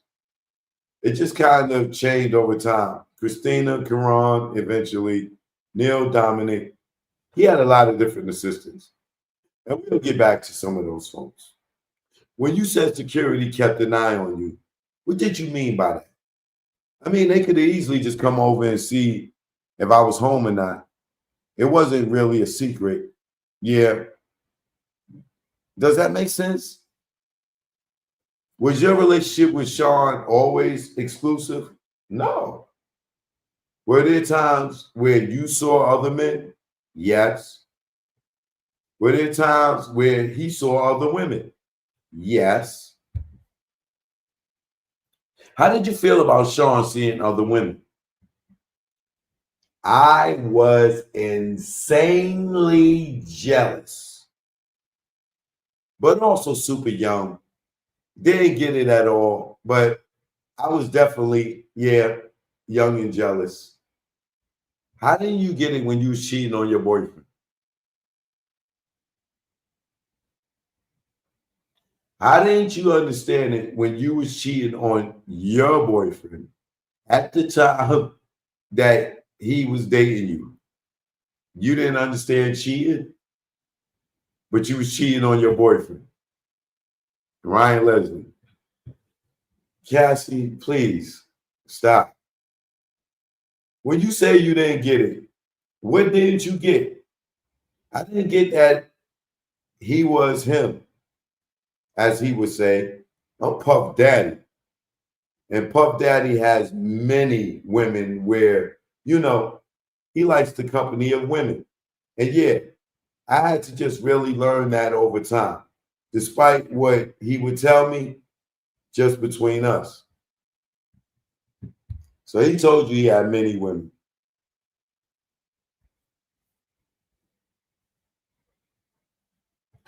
When you say despite what he would tell you, what do you mean? He made me feel like we were in a monogamous relationship more often than not. It was more figuring out that I wasn't in a monogamous relationship. Well, how did he make you feel like you were in a monogamous relationship? I mean, he expected that of me. So I assumed that it was the same. But he definitely would say, like, I'm not dealing with anyone else, or it's just us. And that's a contradiction right there. And when he would say, I'm not dealing with anyone else. Was that true? It could have been it could have been sometimes, and then other times no. In what city did you live when you first started dating Sean? I lived in New York. And after you started dating Sean, what part of the city did you eventually move to? I eventually lived on the West End around 60th. Around 60th in the West End. What were the circumstances of you moving to 60th in the West End? It was a gift, actually, for my birthday. And I remember on my birthday, Sean taking me and my parents up there to show them. It wasn't far from his house, like all the other houses. Where did Sean live in relation to the West End apartment? He was like 56 in Broadway at the time, so not far. Who paid the rent for the apartment on the West End? Sean did. Besides New York, where else and what other cities did you live while you were dating Sean? Los Angeles. I occasionally were in Miami, but I really didn't live there. Los Angeles and New York. Did you eventually move full time from New York to Los Angeles? Yeah. What led to you to move to LA? Well, after spending quite a bit of one-on-one time, I knew he really wanted to be closer to his kids. So that was ultimately the move he wanted to make, was to be closer to them in LA. Although I wasn't ready to move out of New York, I followed him. I went. So why did you move? I moved because I was in love. I wanted to be near him. And when you said Sean wanted to be closer to his kids, where did his kids live at that time? Oh, his kids lived in California, or some of them, yeah.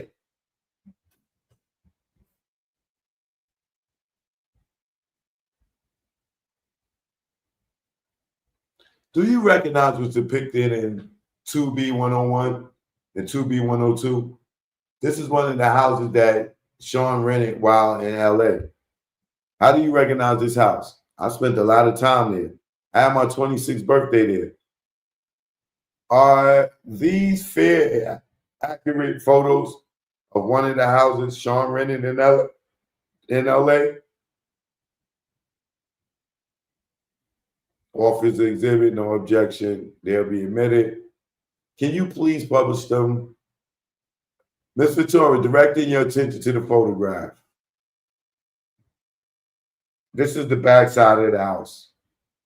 With respect to the 3 floors that you can see, on which floor is the front entrance of the house? The front entrance at the very top, where there's like a clear glass. It's not lit up from the inside. And what floor is Sean's bedroom? On this particular house. And what floor is Sean's bedroom on this particular house? It's on the same floor. So the rounded part in the middle is the bathroom, and all the way to the left is the bedroom. And that's the top floor you're referencing. Yes. Between when you moved to LA and when you ended your relationship with Sean, approximately how many residents in LA did you live in? Let me see. About 4, I believe. Where did you live when you first moved to LA? When I first moved to LA, I moved to a building on Doney or Duhaney, A18 Duhaney. Where did you live after 18 Duhaney? After that, I wanted to get my own house. So I got a house in Studio City. From there, we moved back over the hill, and I was on Wilshire Corridor. And then from there, I moved to West Hollywood.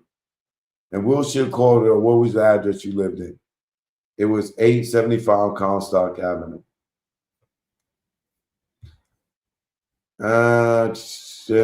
That's the back. Was my interest inside apartment. Boom, boom, boom. I don't know where they're going with all this apartment stuff.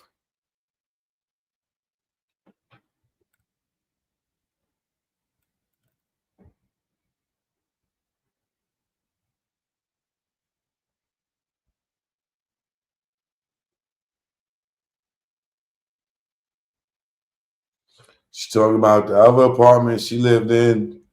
She lived on the 17th floor.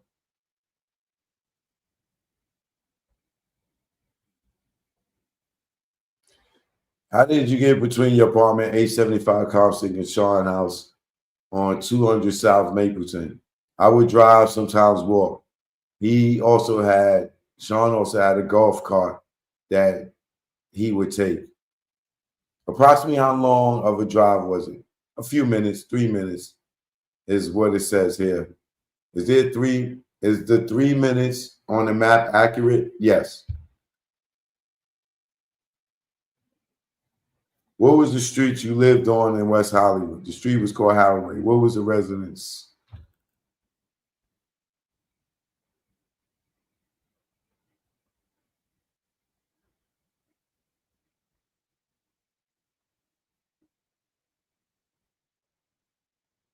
When you say except for the one house, who paid the rent for the house? The house in Studio City I paid for. And why did you pay for the rent in Studio City? This at the time where I could afford it. And I had just wanted that freedom for myself and to be able to have my own place. Why did you want that freedom at that time?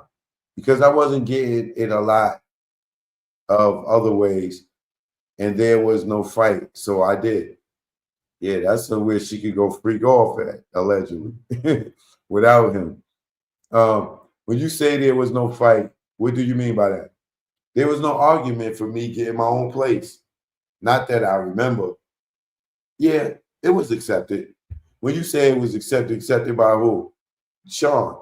And what, if anything, happened around the time you moved from the residence to 875 Comstock? I believe, I'm sorry, when I moved?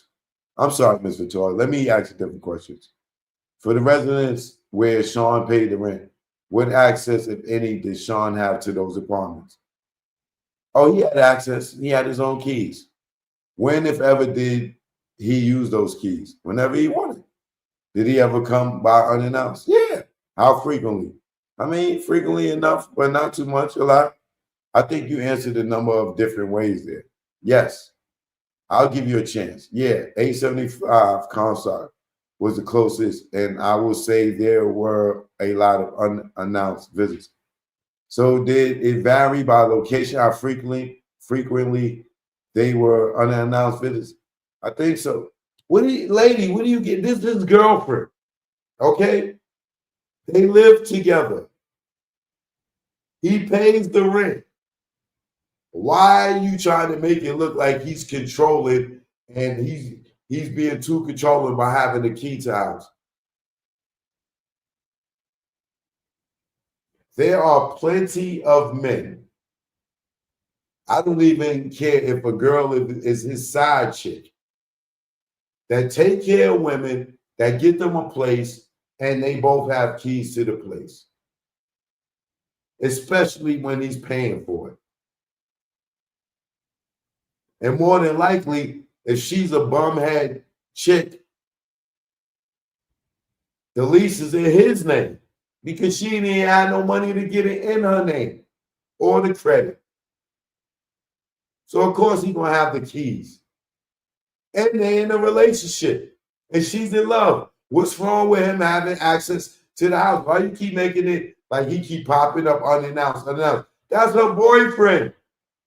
He got to call, baby, I'm coming home. Oh, baby, you at the house, I'm coming home. He lives there. He got a crib here, he got a crib there. He got a crib with Kim, he got a crib there. He got a crib with his kids. That's his girl. Like that's corny and lame to try to insinuate that he's being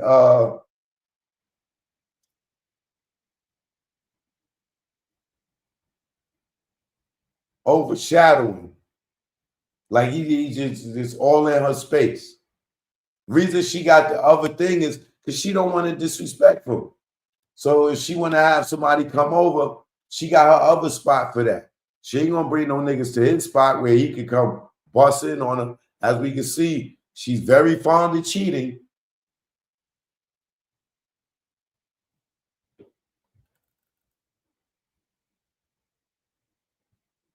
I mean, depending on his mood, and if he was yelling or banging on the door, or if it was just, why would he be yelling and banging on the door if he got the key? Come on, man. Like, they need to get this together, bro. I mean,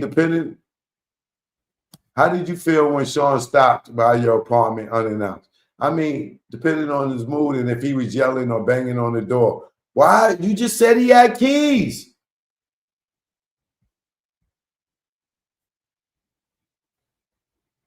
Or if he was just coming and smooth and being nice, it just varied.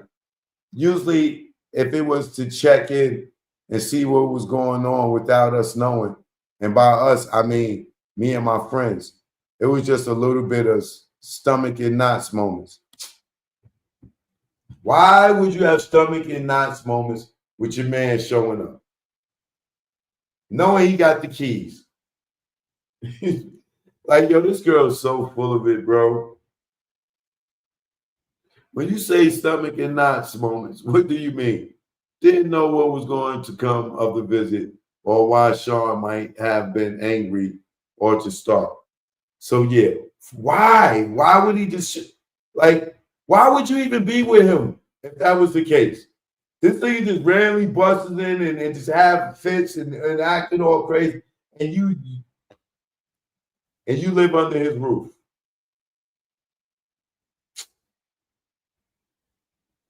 Oh my God, bro.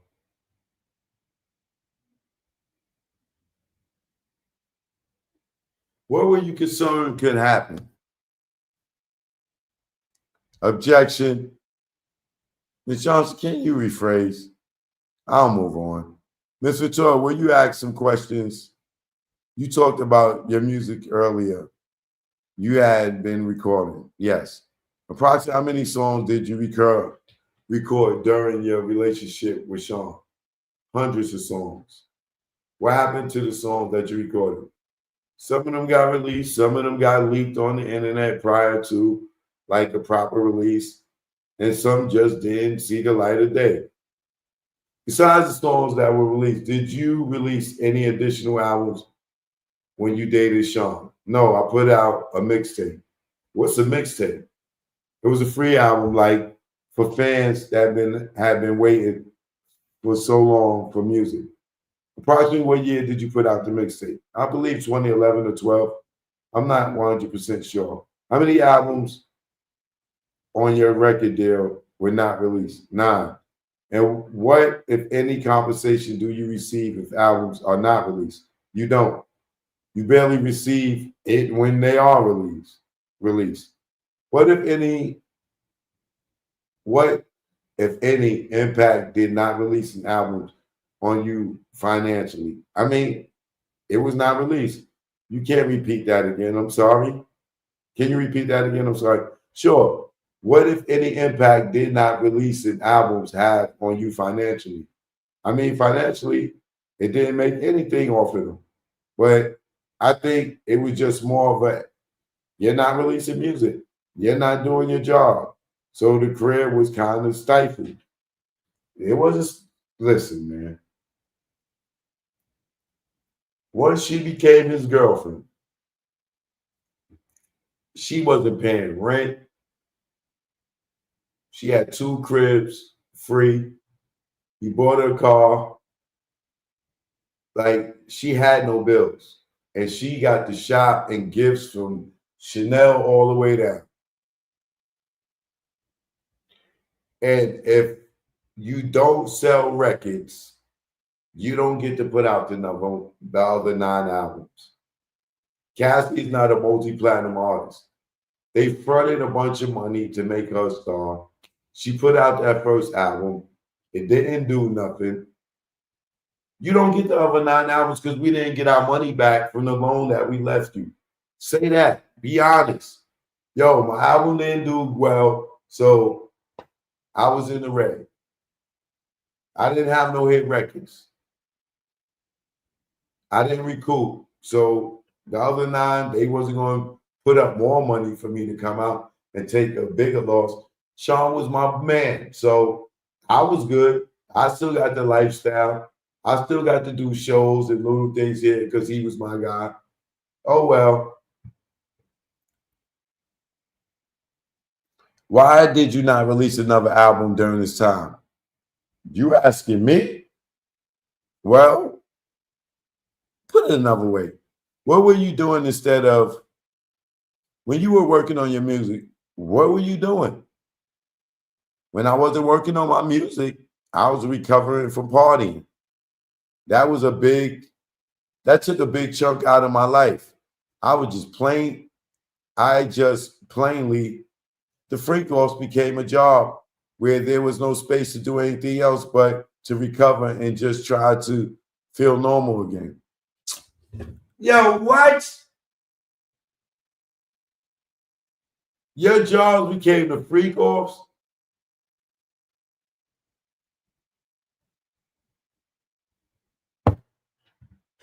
Yo, bro. Hey, yo, man. Yo, man.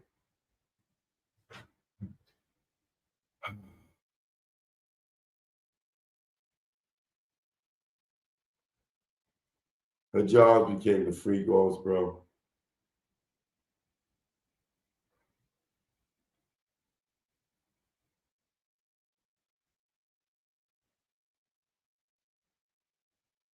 I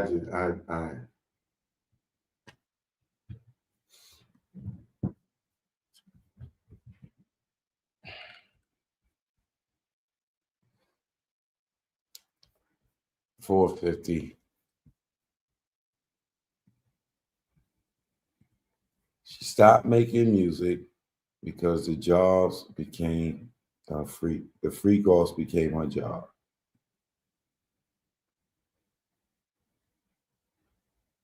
Really?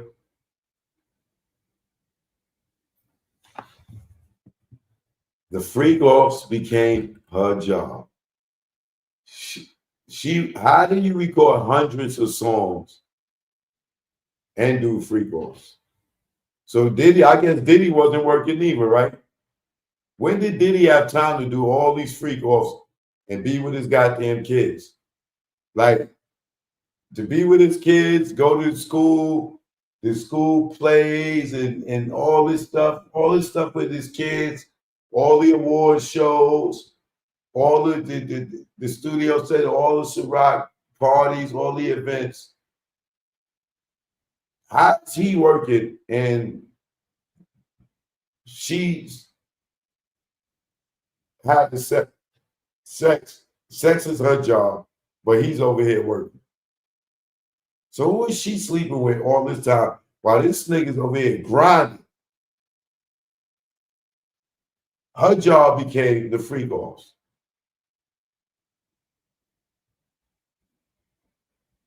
It was even her job, even after she got married, went with the dude, was with her husband, and she went back to work to the freak offs. While she's with her husband, she went back to work for the freak offs. Diddy long gone, moved on with Young Miami, and she called him for closure. And she just want to do one more freak off. No, not one more freak off, because what she said, I want to do it for the rest of my life.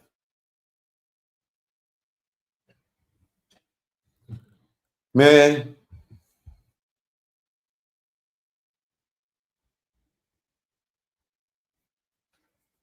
this is crazy.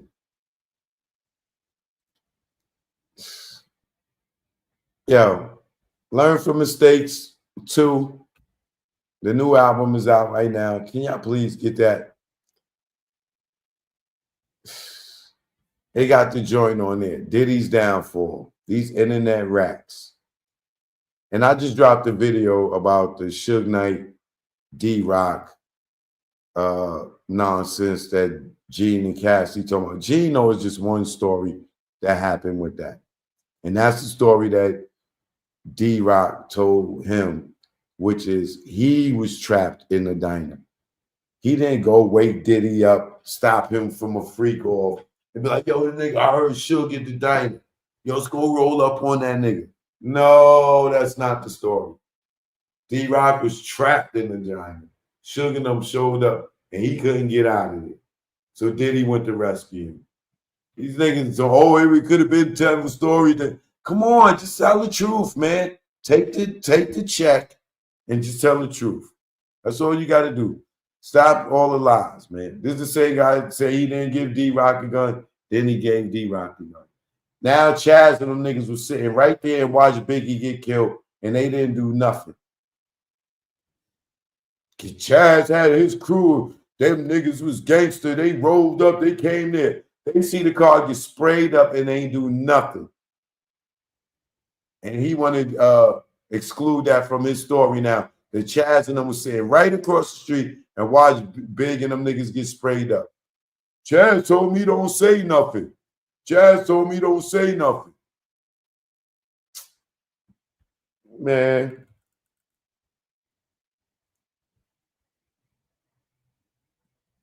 Yo, who said she was married at 19?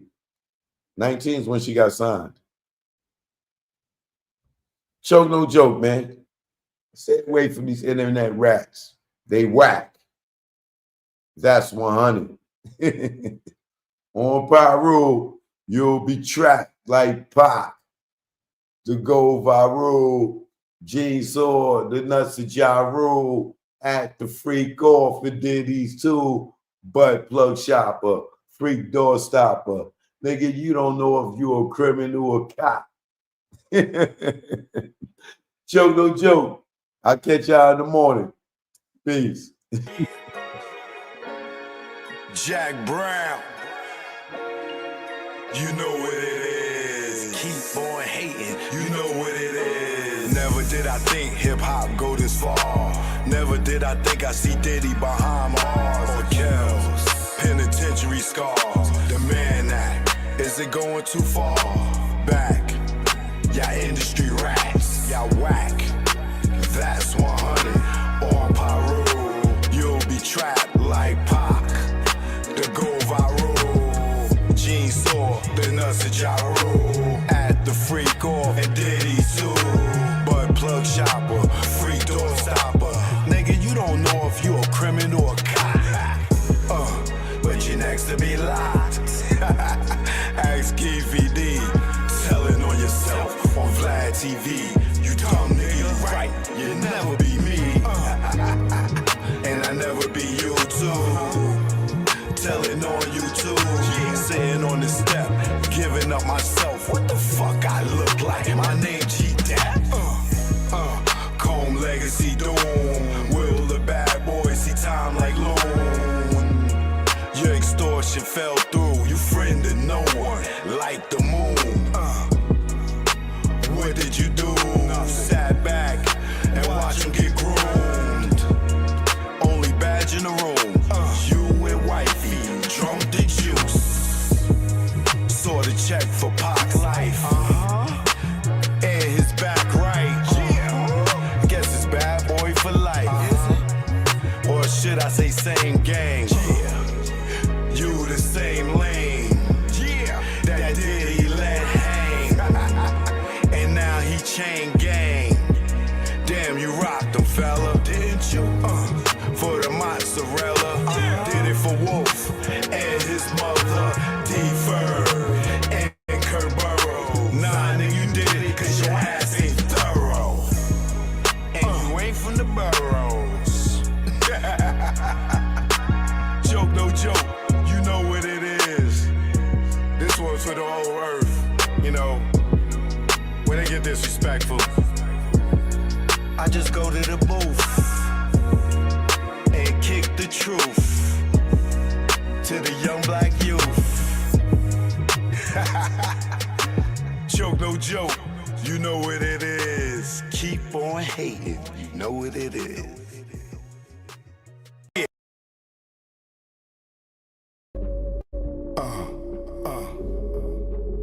Choke no joke. You already know. Shout out to Cassie. You already know. Cooch. You know what this is. I love that cooch. Yeah. It's the A thing. Clean cooch. Let's go. Yo, what's up? My nuts when I wake up. Got more than wood and I just bust one. In mahogany, I'm Ron Osley. Between the sheets, and she want to ski. And just shout with me with what I thought was pee. She rolled the D and her water broke B. Not pregnant, but baptized me. I'm down for more love, but change the sheet. She said, please, I want more.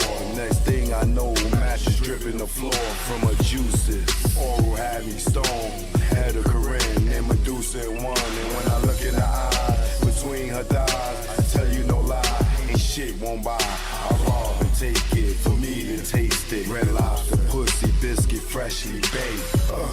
Eat that coochie all night. She sprayed my face like Shook Sprite. I love her. I eat her coochie all night. She sprayed my face like Shook Sprite. I love her. Up my nuts when I wake up. Got more than wood and I just bust one. In mahogany, I'm Ron Osley. Between the sheets, and she want to ski. And just shout with me with what I thought was pee. She rolled the D and her water broke B. Not pregnant, but baptized me. I'm down for more love, but change the sheet. She said, please, I want more. Next thing I know, mattress dripping the floor from her juices. Oral had me stoned, had a Corinne and Medusa in one. And when I look in her eye, between her thighs, I tell you no lie, ain't shit won't buy. I rob and take it, for me to taste it. Red Lobster, pussy, biscuit, freshly baked. Eat that coochie all night. She sprayed my face like Shook Sprite. I love her. I eat her coochie all night. She sprayed my face like Shook Sprite. I love her. Yeah, legal hustle, MAGA. You know what it is. It's choke, no joke about Kim Heat. Left my boo and my dudes when I saw the heat. Was going in 30 seconds, more like 23. Took flight like Mike, number 23. Before the indictment came, I split like Jada, didn't get wet like Kane. Got out the game. I went from the tunnel, now movie making. So it ain't no confusing why you dudes be hating.